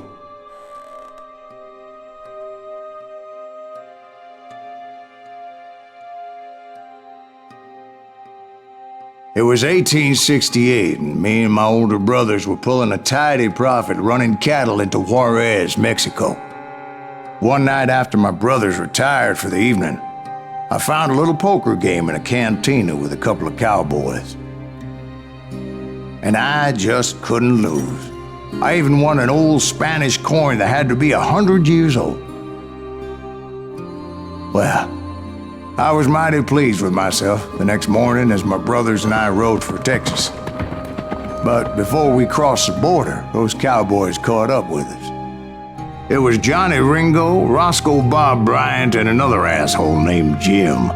They wanted their money back and everything else we had, including our lives, as those boys didn't want us coming for them later. Bob put that old Spanish coin in my mouth and said, "I won't have it said that I left you with nothing, boy." Well, those horses bolted, and there we hung as those bastards rode away. The branch finally snapped under the weight of the three of us, but being my older brothers were bigger and heavier, they were already dead. And right then I swore to myself that I would avenge them. Ringo you know about. But Bob eluded me, until I heard he was riding with the Wild Bunch.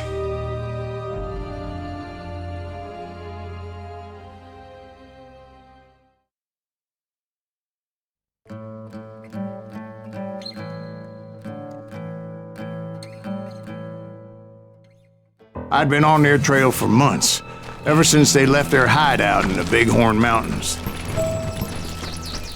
Led by Butch Cassidy, they were a loose association of outlaws who robbed banks and trains from Colorado to Montana. Among them was the Sundance Kid, and that murderous hombre I was tracking, Roscoe Bob Bryant. They blew the bridge with the intention of forcing the train to stop.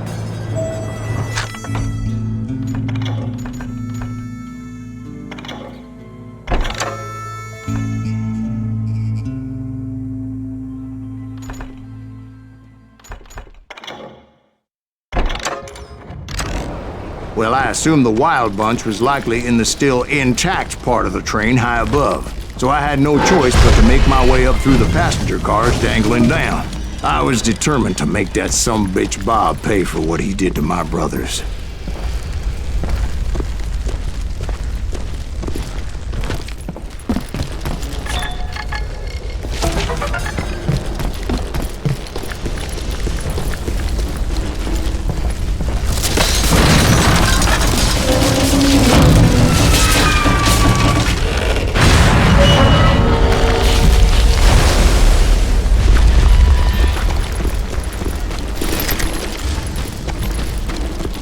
Are still ringing from blowing up that bridge.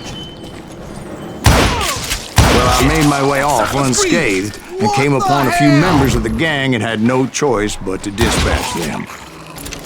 From there, I had to negotiate an even more precarious route. But first, I would need to get my ass out of there.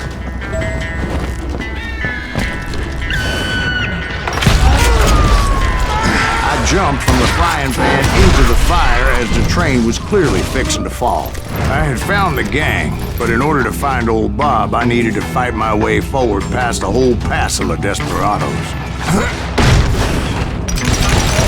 Outside, inside, any way I could, I made my way towards my prey. Well, what about the passengers? It was mostly a freight train, as I recall. There were no passengers aboard that day.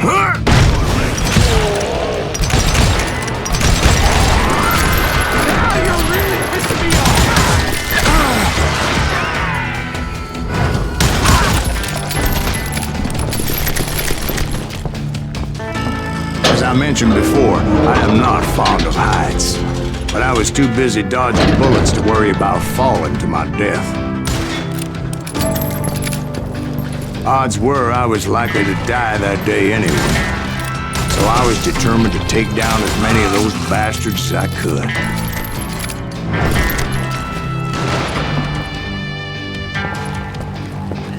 Sometimes it was like shooting ducks in a shooting gallery. The only difference is these damn ducks shot back.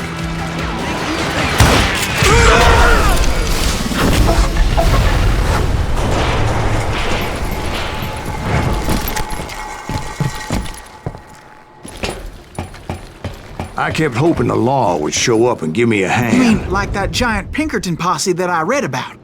Did they come riding in, guns a-blazing to help?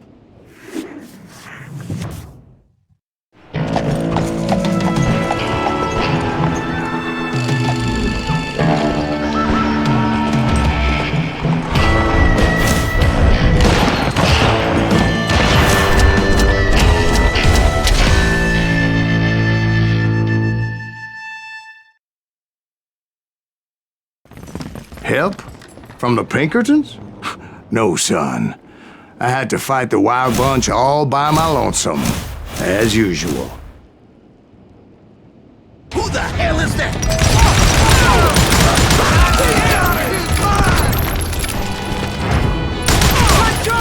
Retreat! Retreat! He's killing everybody! They'll kill us all! Damn head on!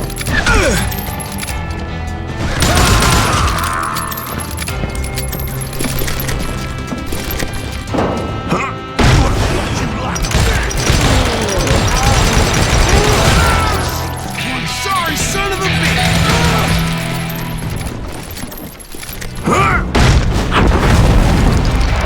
My guess is those dime novels didn't portray this as it happened, did they? Only a few stragglers were left. I had to cut them down pronto if I was going to stay on old Bob's trail.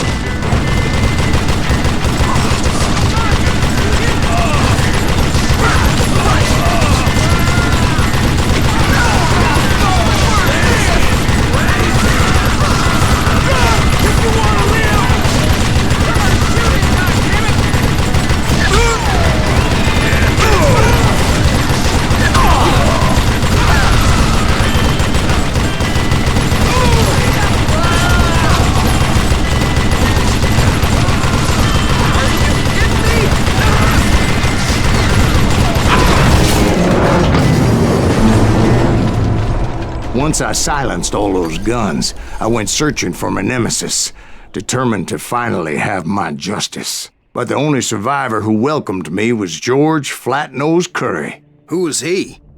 The fastest gun in the gang. Right after Sundance, I mean. And Kid Curry, and maybe Elsie Lay. Though some folks might dispute that.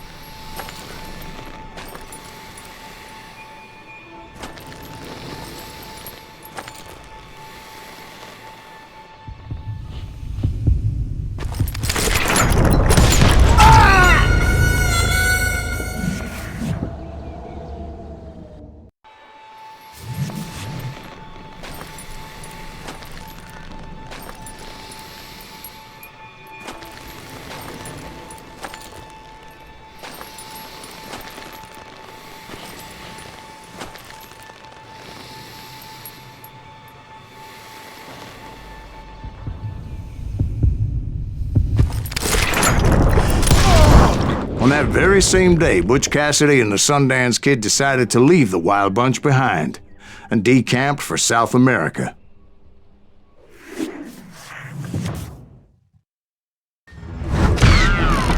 They ended up living down there for many years, but I'm sure you already know all about that.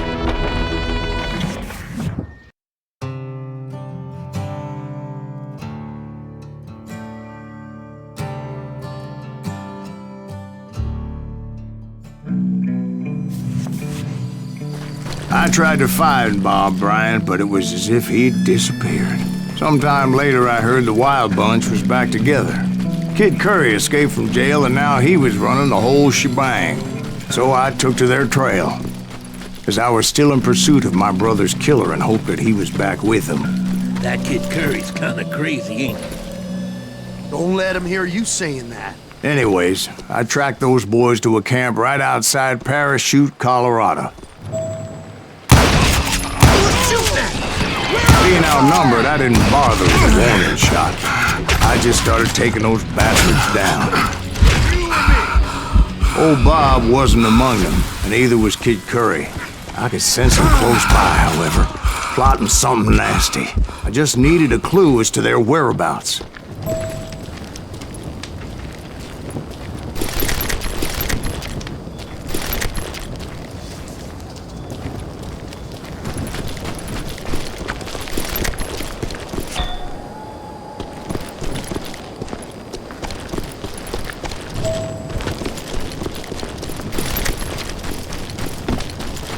I found one.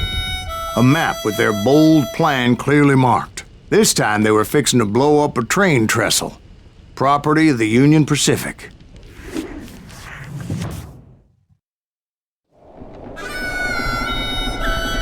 The plan clearly indicated how they were fixing to undermine several of the weakest wooden supports.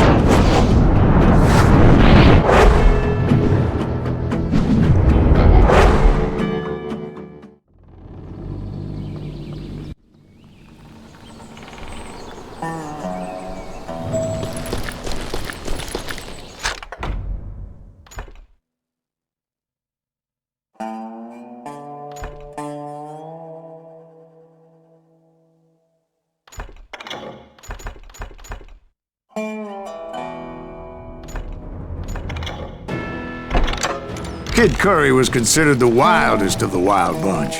It was said that he fathered 85 bastard children, though some say it was only 5.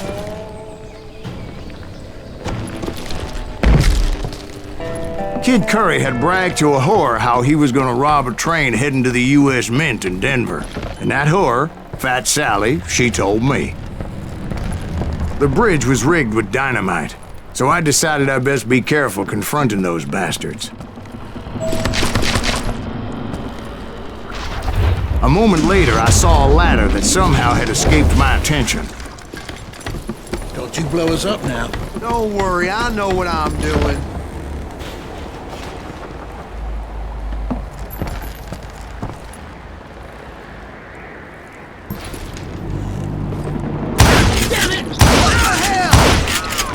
The Wild Bunch did not take kindly to my presence and attempted to blow my head off.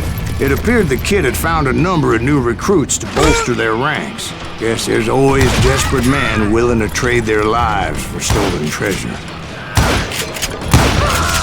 What happened next?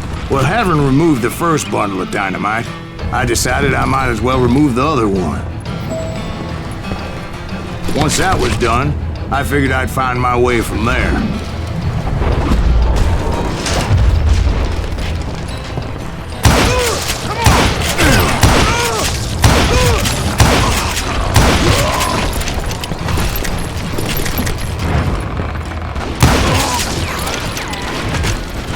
This asshole has a death wish!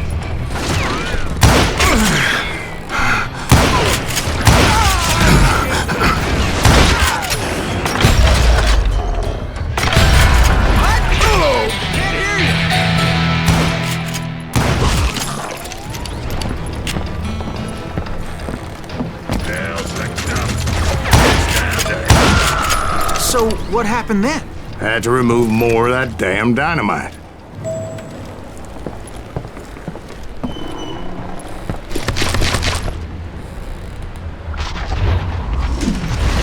It must have been terrifying trying to make your way across. I was sweating it a bit, but then I noticed a footbridge tied up on high, so I shot the rope.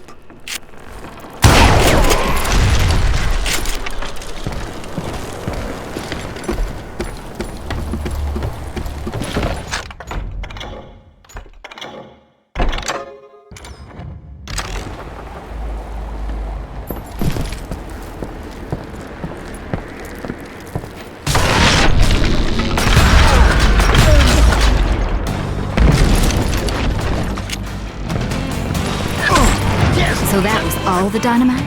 Funny you should mention that, darling. As actually there was a fourth charge impeding my progress. Once I removed it, my path was pretty clear.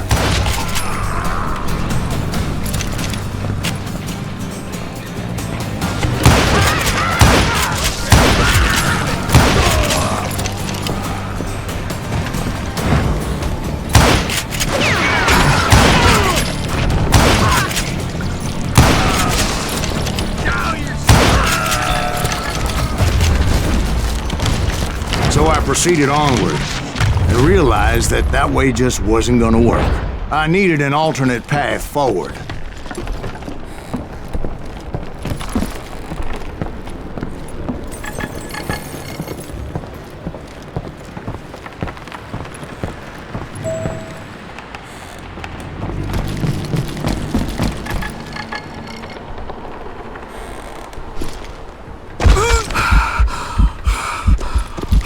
Luckily, I found a cave, and as I made my way back to the bridge, I saw something that concerned me. It was a long, burning fuse, and it was moving fast as hell. I had to catch it.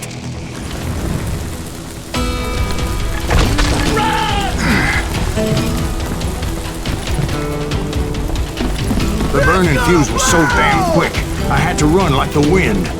I almost had it, but no. Thought I was gonna have a coronary when I lost sight of those sparks. My heart was pounding like a sledgehammer. I knew that failure meant boom. Then, finally, at the last moment. Whew. Of course, I was successful, or clearly I wouldn't be talking to you folks here today. Naturally, I removed the last dynamite charge. Well, it was a touching reunion.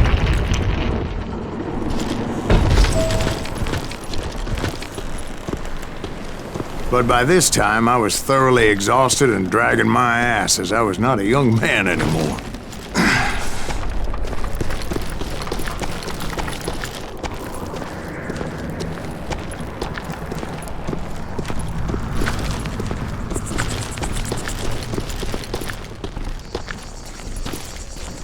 Kill that SOB! Make him bleed! Send him to perdition! Finally, I found those boys. Or more precisely, they found me. He's crazy! Dirty ass me! Nuttier than a damn fruitcake!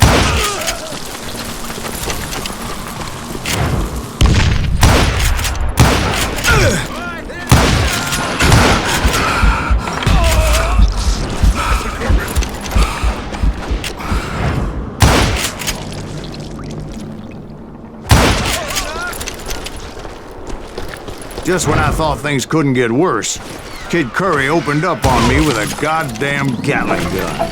It was hidden in this tunnel and pretty well shielded.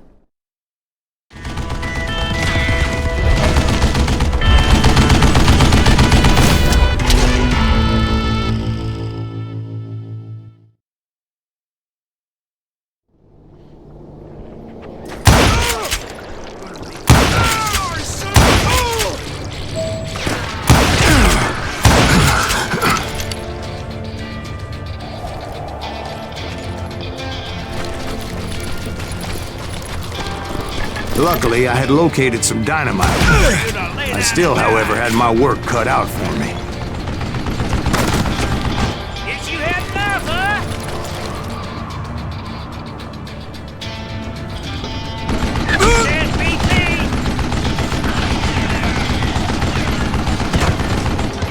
Shit, I gotta reload?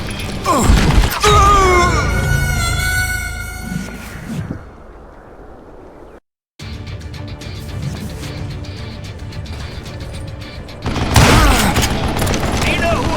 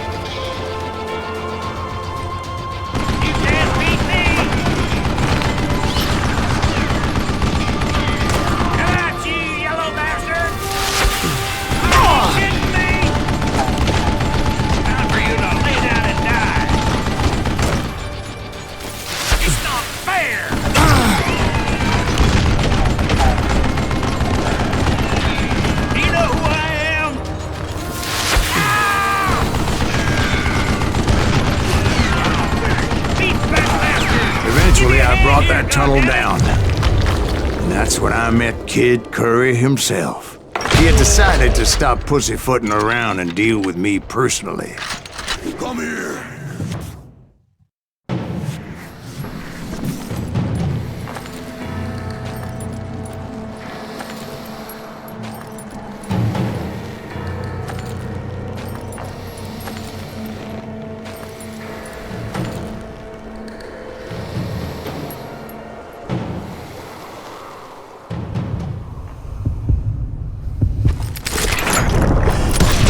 Fast as he was, I was just a bit faster.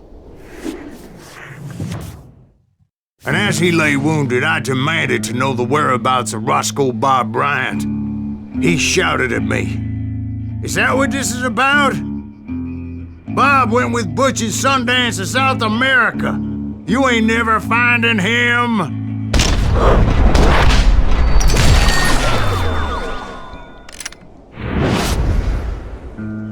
Those were his last words.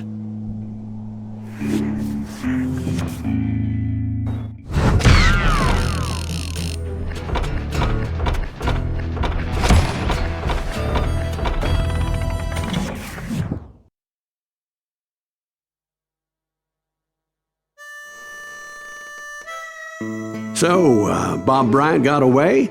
I knew I'd never find him in South America. What about the other killer? Yeah, you kinda glossed over that one. Well, I found Jim not long after my showdown with Ringo. At the time, he was riding with the James Younger gang. Did I neglect to mention that?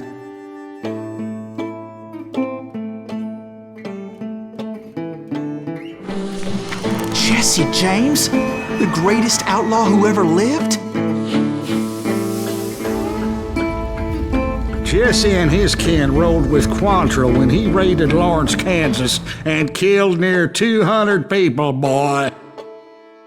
Nothing great about that. And from there, him and his brother went on to rob banks and trains from Kansas to Missouri. Which is why there was such a rich bounty on their heads. 40 grand for both of them, dead or alive. That's one hell of a payday.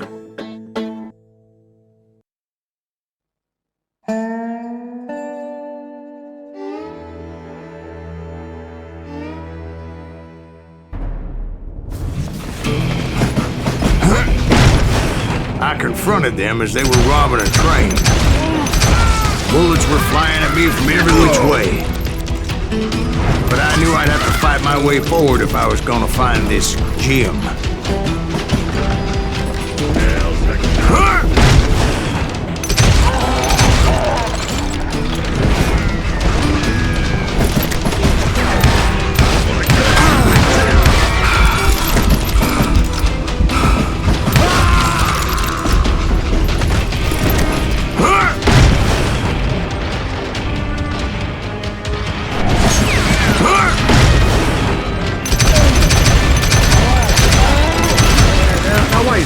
Now, how'd they stop this train in the first place? Well, the James boys were experts at this.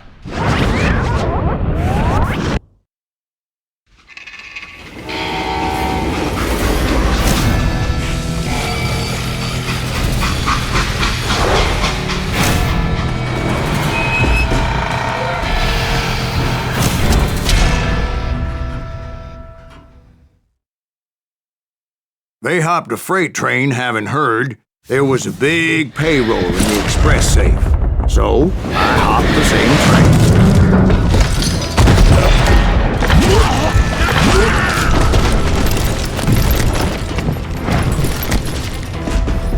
The James Younger gang was decimated after that little fiasco they had in Northfield, Minnesota.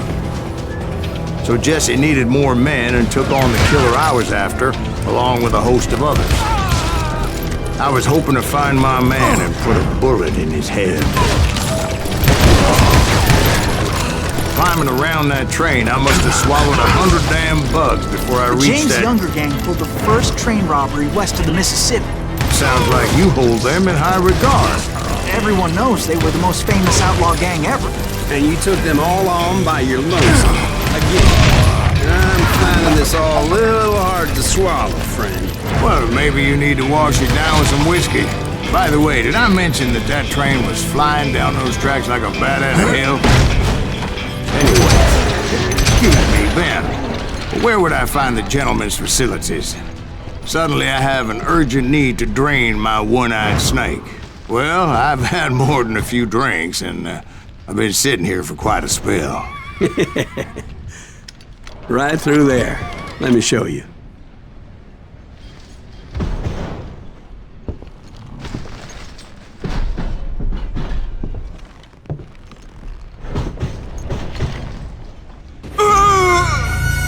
It was a rickety ride and quite precarious. You ain't seen the likes of...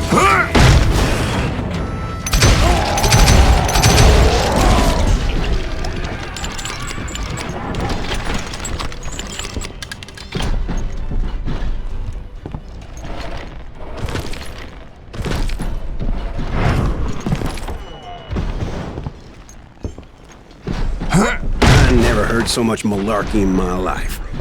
You think he's bullshitting us? You don't think he's Silas Greaves? I think he's just some old drunk looking for some free liquor.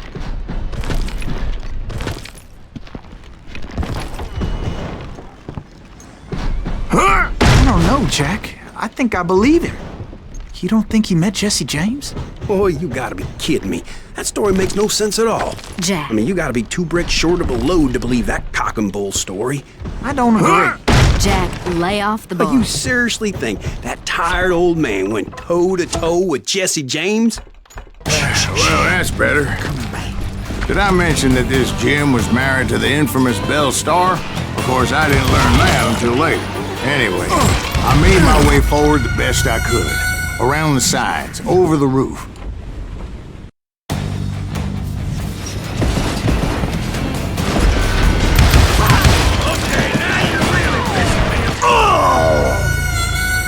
It was definitely safer on the inside of the train. At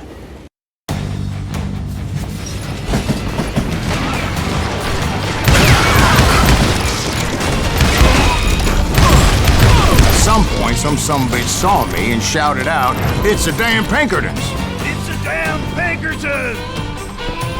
Now, I never worked for that lying cocksucker, but I guess they assumed I was one of his assassins.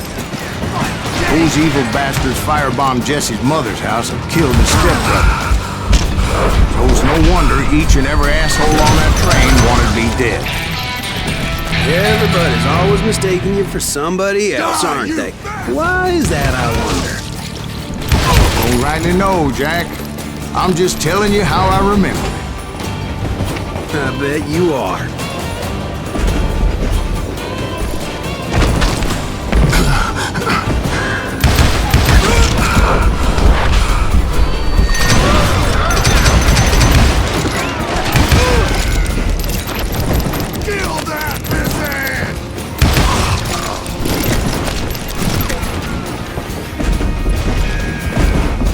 I came across a flat car piled high with logs and had to come up with a creative way to make my way forward.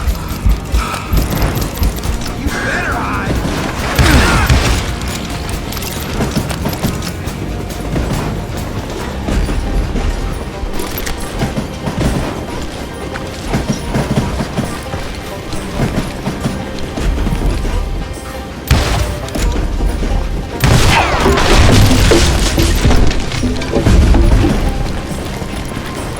Right about then, I was attacked by some asshole on a Gatling gun. Yeah, seems like you run into a lot of them. Asshole? Gatling guns. Yes, I did. Now, I don't remember how I took it out. It was either a bullet or dynamite. Where would you find dynamite? Does it really matter, Jack? You're messing with the flow of the story here.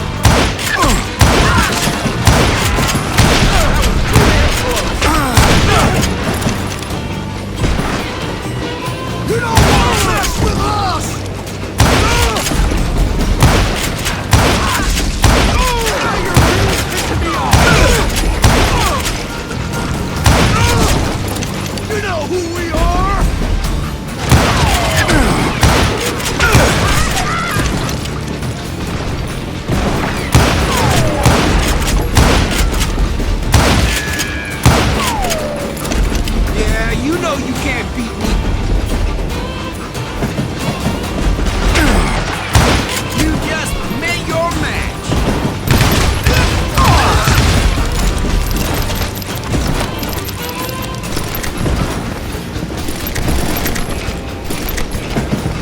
I was looking for Jim and shooting any son of a bitch stupid enough to get in my way. And that included Jesse James himself.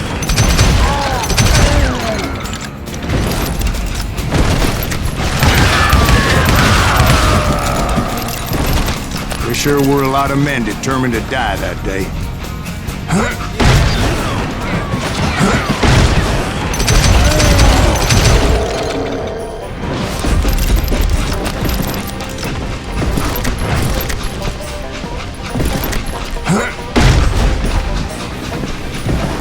It was then that Jesse detached the express car from the rest of the damn train.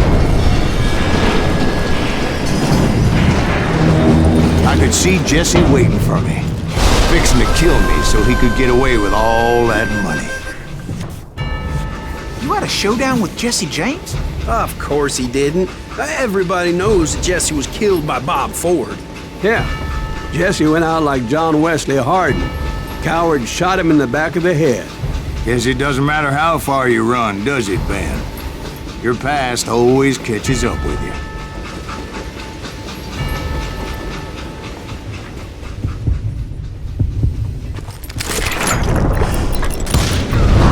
Yeah, I didn't kill Jesse James. Just wounded him bad enough to convince him to hang up his guns. What about that Jim fella? What happened to him? I figure he was up front with a gun to the engineer's head. That bastard slipped away again. I'll tell you how I got him. But first I need to wet my whistle.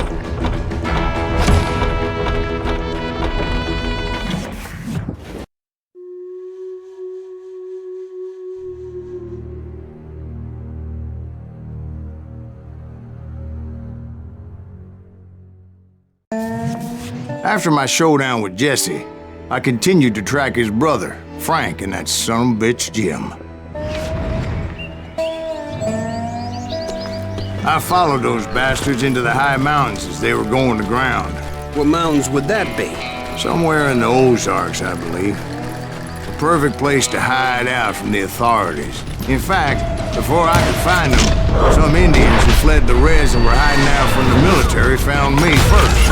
They probably thought I was a cavalry scout and didn't want me telling the military where they were. Indians? Yeah, they could have been Cheyenne, but there was all sorts of renegades roaming the landscape back then.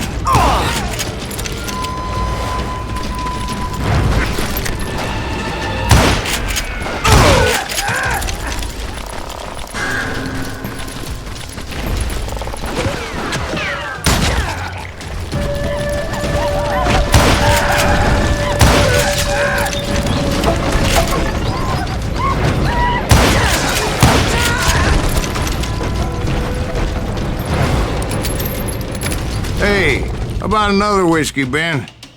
Nothing better to soothe the troubled soul.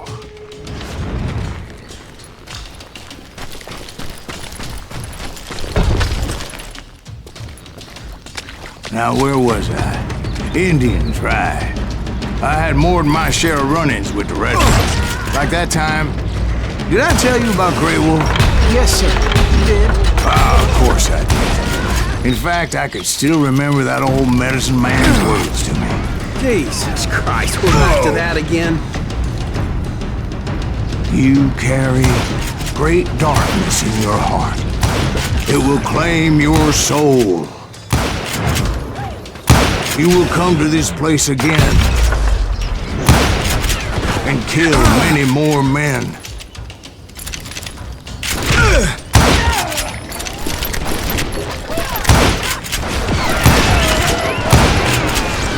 Darkness will grow until it consumes everything you are.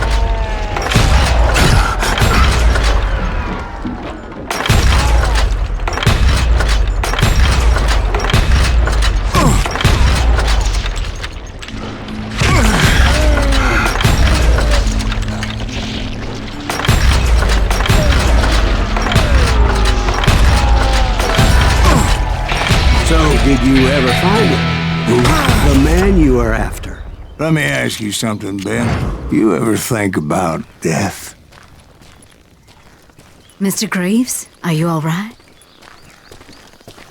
Oh, death. Oh, death. Won't you spare me over till another year? What is this that I can't see? With ice cold hands taking hold of me. Well, I am death, none can excel. I'll open the door to heaven or hell. Oh, death, someone would pray. Could you wait to call me another day? Oh, death. Oh, death. Won't you spare me over till another year? So are you gonna answer the question? What question is that? Jim Reed. Did you ever find him? Reed was indeed that son-bitch's surname. That's right, Ben. A despicable character. I remember him laughing like a hyena that cold morning they lynched me and my brothers. He was intent on avoiding my vengeance, but nothing was gonna stop me. Nothing.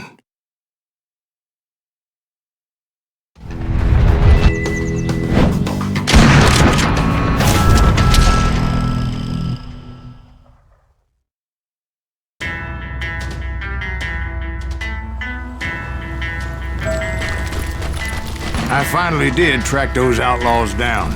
They had long rifles with scopes and were well positioned to pick off any poor soul who came anywhere close.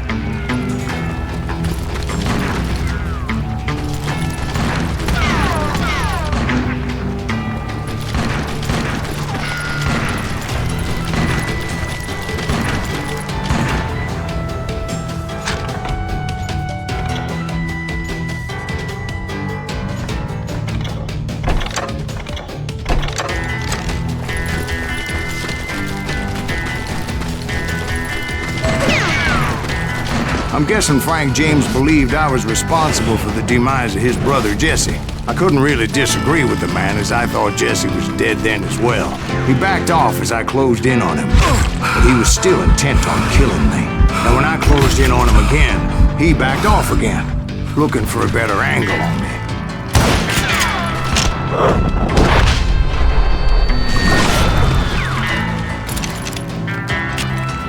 Well, I can't fault Frank for wanting his revenge, as I was there for the same damn reason myself. At this point, I'm guessing you think Silas Greaves is a worse murderer than Jim Reed ever was. No, sir. A man who spent half his life killing somebody's brothers, fathers, sons. I think you were just looking for justice, sir. Is that what I was looking for, Dwight? Is that what it was? Justice? Isn't that why you were hunting the James gang? The James gang. Right. I finally found Frank holed up in his mountain cabin, and he was determined to have me dead. It was a pitched battle that could have gone either way. Luckily, I had some dynamite in my possession. Dynamite? On your person? A few sticks, just in case. It's always good to be prepared. Right. I'm just laying out the facts as I remember them, Jack. Take him out! He's just one man!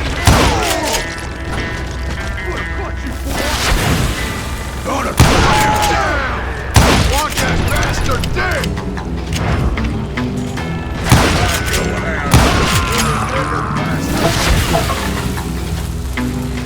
You ain't seen the likes of me.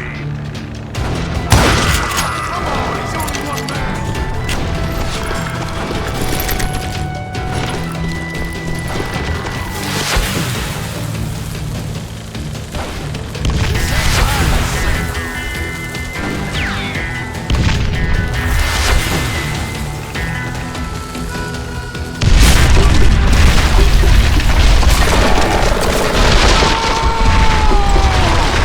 Old shack, Well, it went tumbling right off that cliff. With Frank James still in it? Yes, sir. But Frank James is still alive, living in Missouri, showing folks around the family farm for 25 cents a tour. I didn't say he died in the fall, now did I?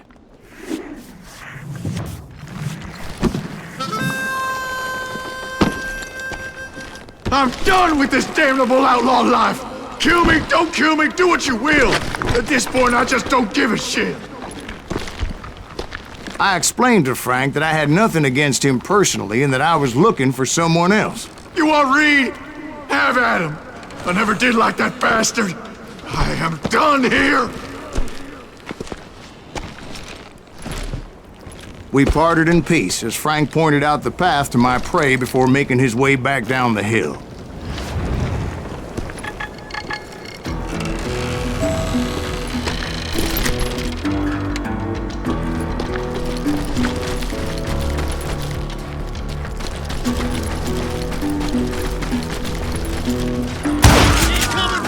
So, what happened with Reed? Well, I finally found the last of the gang hiding in a nearby cave. First, I had to dispatch the lookouts, as I was determined not to let that murderer escape my revenge again. But rather than wander in willy-nilly, I decided it would be better to smoke that sumbitch out. "Hey, Reed!" I shouted. "No wonder you're so ornery. Can't be easy being married to Belle Starr. While you're off providing for the family, she's spreading her legs for every Tom, Dick, and Cole Younger. Not an attractive woman exactly, but very friendly. At least she was to me." Son of a bitch! It was then that the last bunch of bandits jumped out of hiding. Why won't this asshole give up? Would someone please kill him?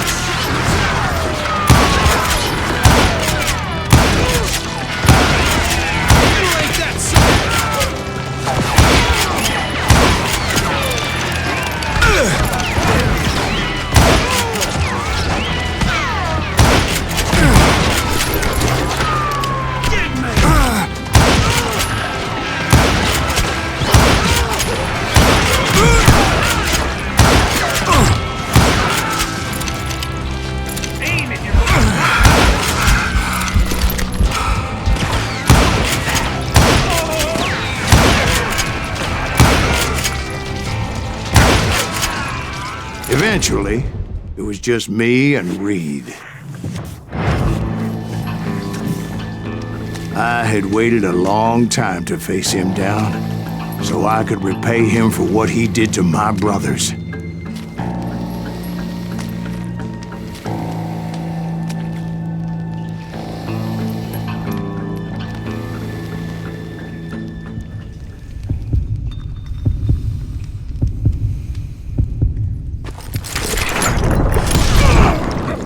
And repay him I did.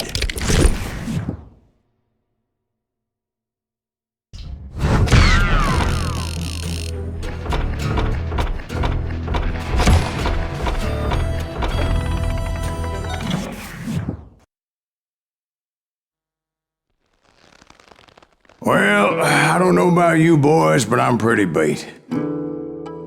Well, it's too damn bad you never found that Bob character. Seems a shame he never had to pay. Well, funny thing about that, I did have one more chance at him.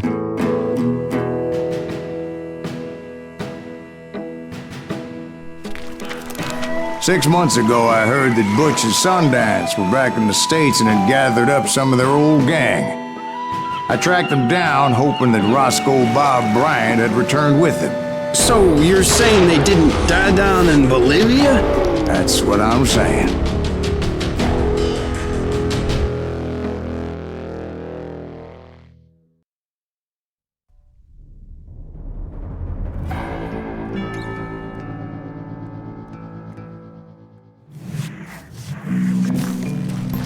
"40 years I had waited to get my hands on the last of my brother's killers. Not even an army of demons could have stopped me now."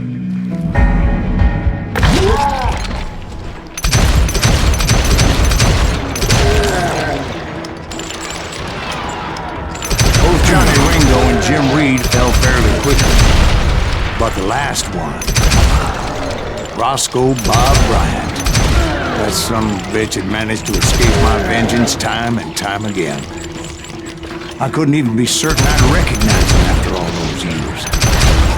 By now, he had to be close to 70. For all you know, he could have been dead. That thought had indeed crossed my mind, as did others.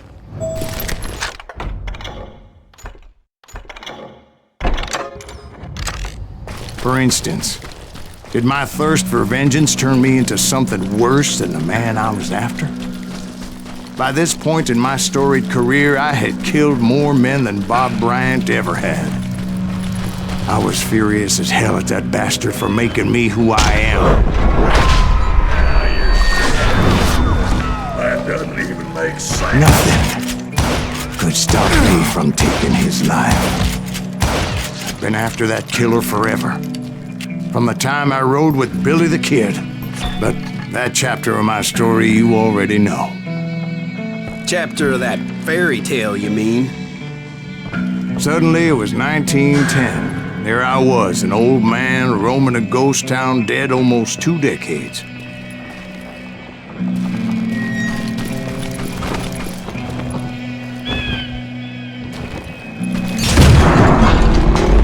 The town was falling apart, just like me.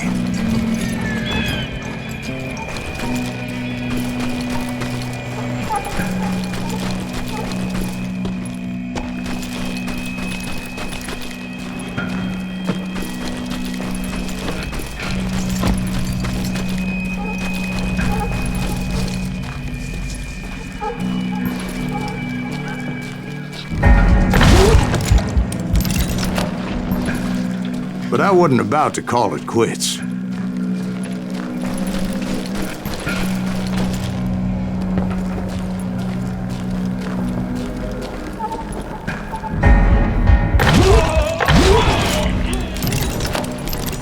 Even though the ghosts of my dead brothers were begging me to end what I started so long ago. Mr. Greaves, are you all right? Would you like some water? The Wild Bunch knew I was there. They were after a treasure they had hidden before they fled, buried in the grave of a dead amigo. Some folks think the town is haunted, so they figured there wouldn't be many people poking around. I intended to fill that grave with Bob Bryant's corpse. But like I said, the bandits knew I was on to them. They lured me in and hit me with everything they had.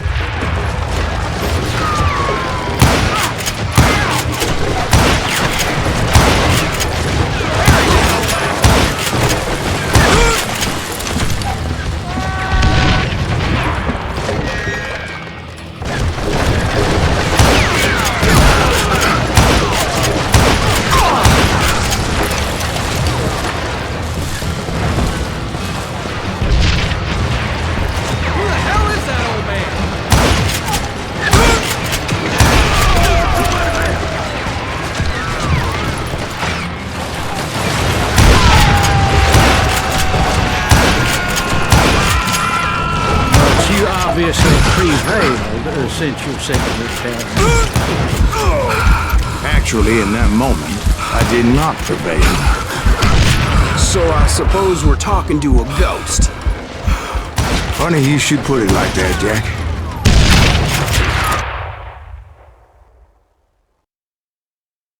Because when I woke up... From the dead?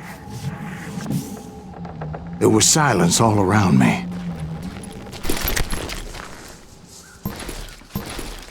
I could swear to God I saw Billy then. Billy who? Billy the Kid. William Bonney. He was shooting at me from a rooftop. Here, there, even over there. So I am right. You are titched in the head. Mr. Greaves, perhaps we should switch you to coffee? You see that old Indian again, too? No, but I did see Billy's killer, Patrick Floyd Garrett. He came at me guns a-blazing. I knew that old war horse had died 2 years before. I wondered if maybe I was dead too and confronting the ghosts of my past. Perhaps all my sins were coming back to haunt me and drag me down to perdition.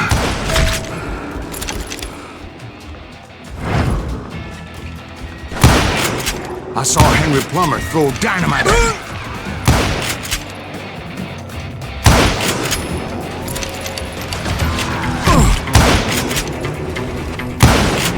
And in the gates of the cemetery, I saw John Wesley Hardin, just like I remembered him.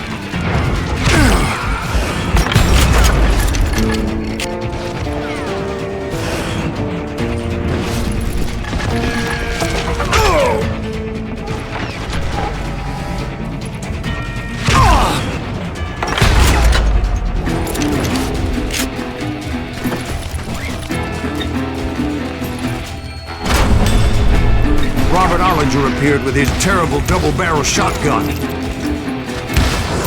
But no ghost army was stopping me.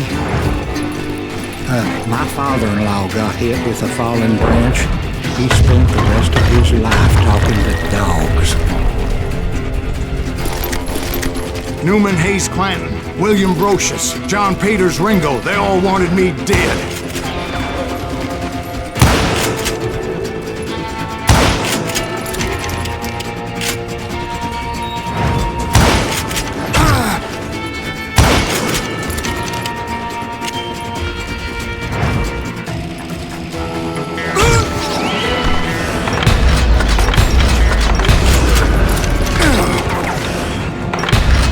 The Dalton brothers, Robert and Grattan, guardians of the Garden of the Dead.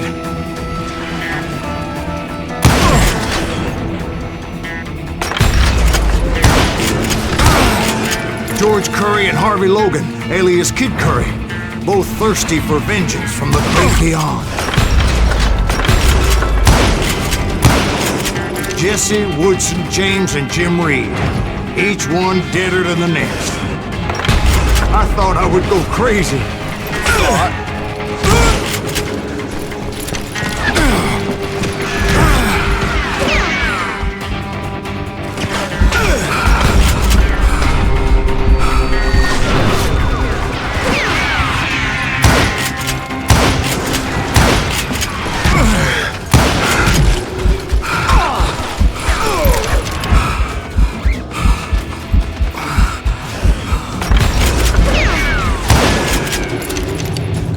Finally, I saw Harry Alonzo Longabaugh. The Sundance Kid? Like a general leading his legion of the dead. You told us before that you've seen him alive. He was alive.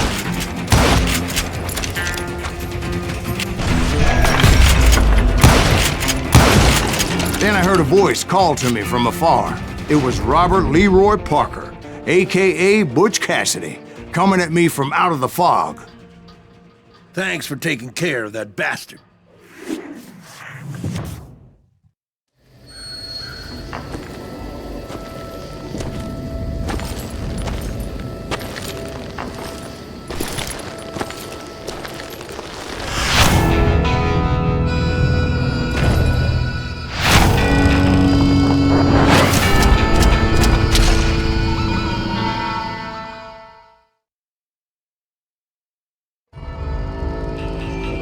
But the kid wasn't quite deceased. Not yet. Takes more than one little bullet to kill the likes of me, partner. Those two looked like they hadn't seen each other for quite a while. Clearly, they were no longer amigos. Shit. I was hoping I wouldn't have to kill you. You won't have to, Butch. I'm killing you first. I asked them about Bob Bryant, but they were too busy with their own heated conversation. Let me get this shit straight.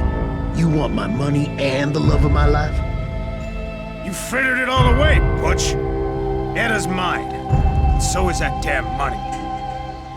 I didn't want to shoot anybody until I had an answer to my question, but those boys didn't give me much of a choice.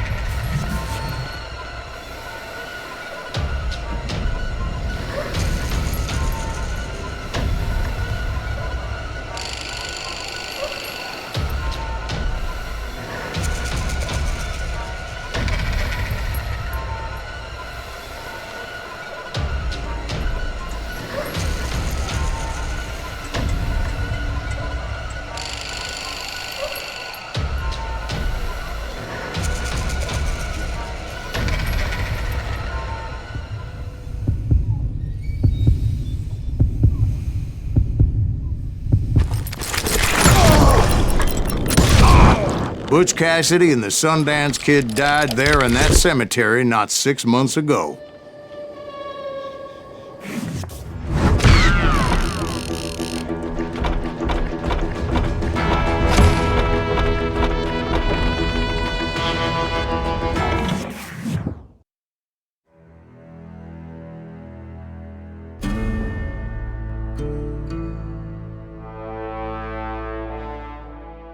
Butch Cassidy and the Sundance Kid were killed by the Bolivian army. Everybody knows that. That's the legend, but it ain't the truth.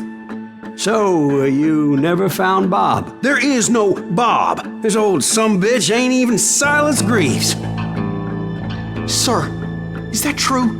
Have you been pulling our legs this whole time? Well, not the whole time. Oh man, I think you've worn out your welcome here. Maybe you're right, Jack. Maybe it's time to pay. You see, Ben, or should I say Bob, your past always catches up with you. I was a different man back then, crazy. Drinking, I've changed my ways, I swear to you. If I could turn back the clock, But you can't, Bob.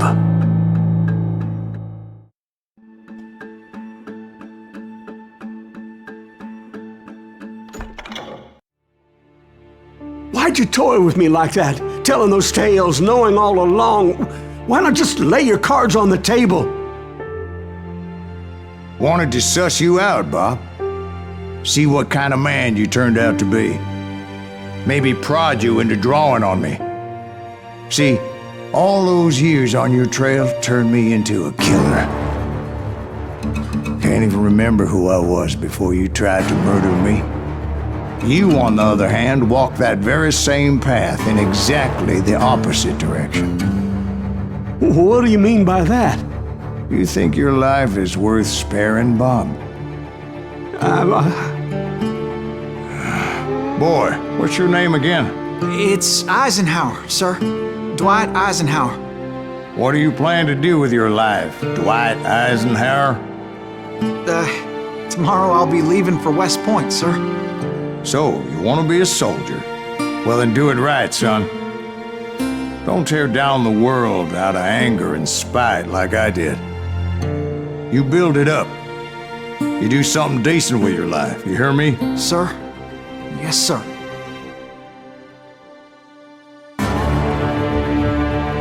I won't have it said I left you with nothing, Bob.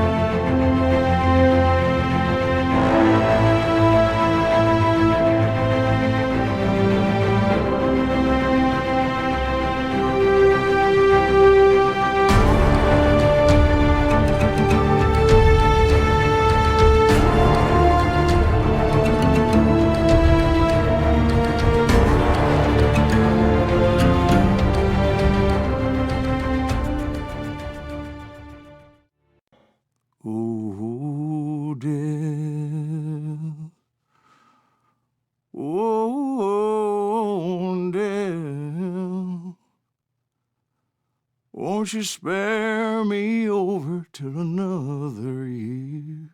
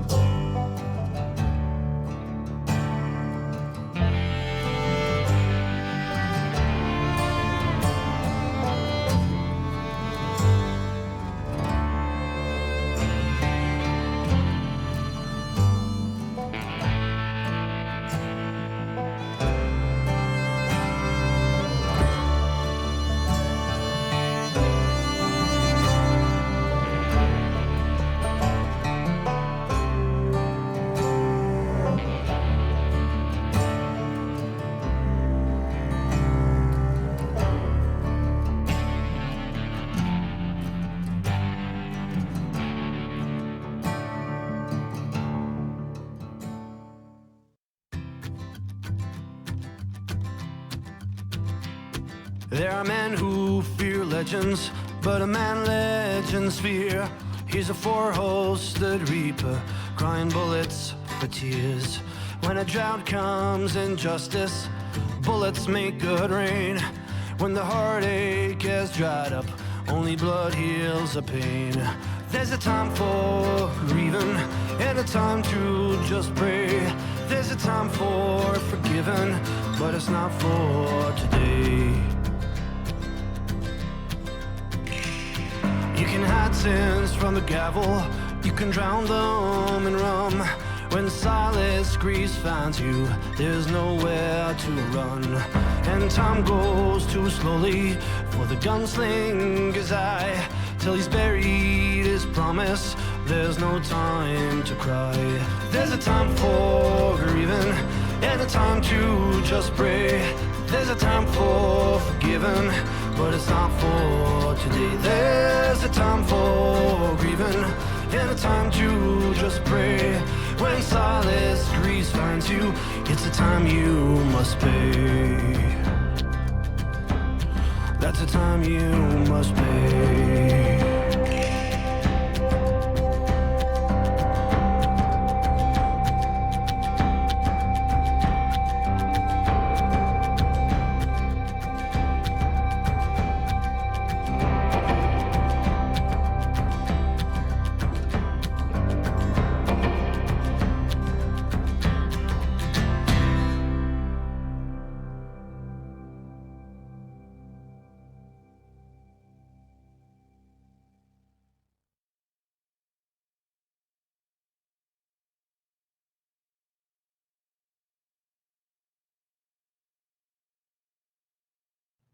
Oh, dear.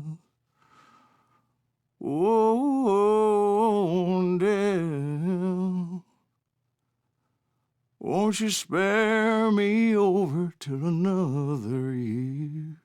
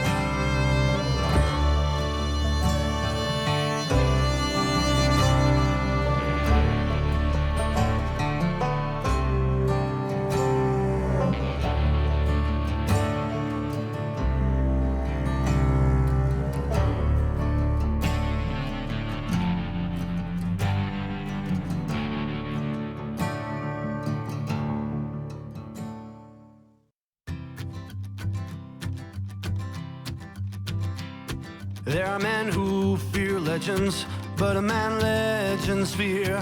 He's a four-hosted reaper, crying bullets for tears.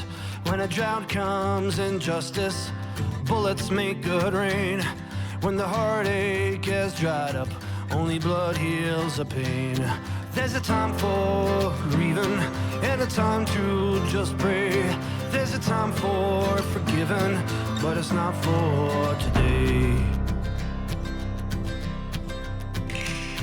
You can hide sins from the gavel, you can drown them in rum. When Silas Greaves finds you, there's nowhere to run. And time goes too slowly for the gunslinger's eye. Till he's buried his promise, there's no time to cry. There's a time for grieving, and a time to just pray. There's a time for forgiving, but it's not for today. There's a time for grieving, and a time to just pray. When Silas Greaves finds you, it's a time you must pay. That's a time you must pay.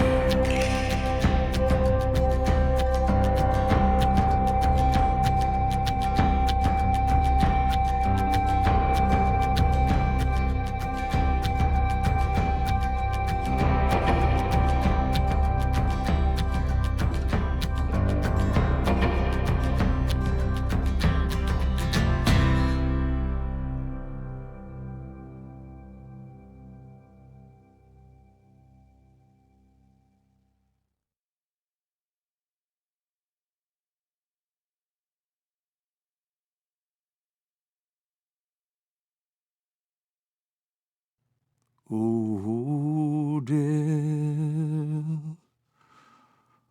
Oh, death. Won't you spare me over till another year?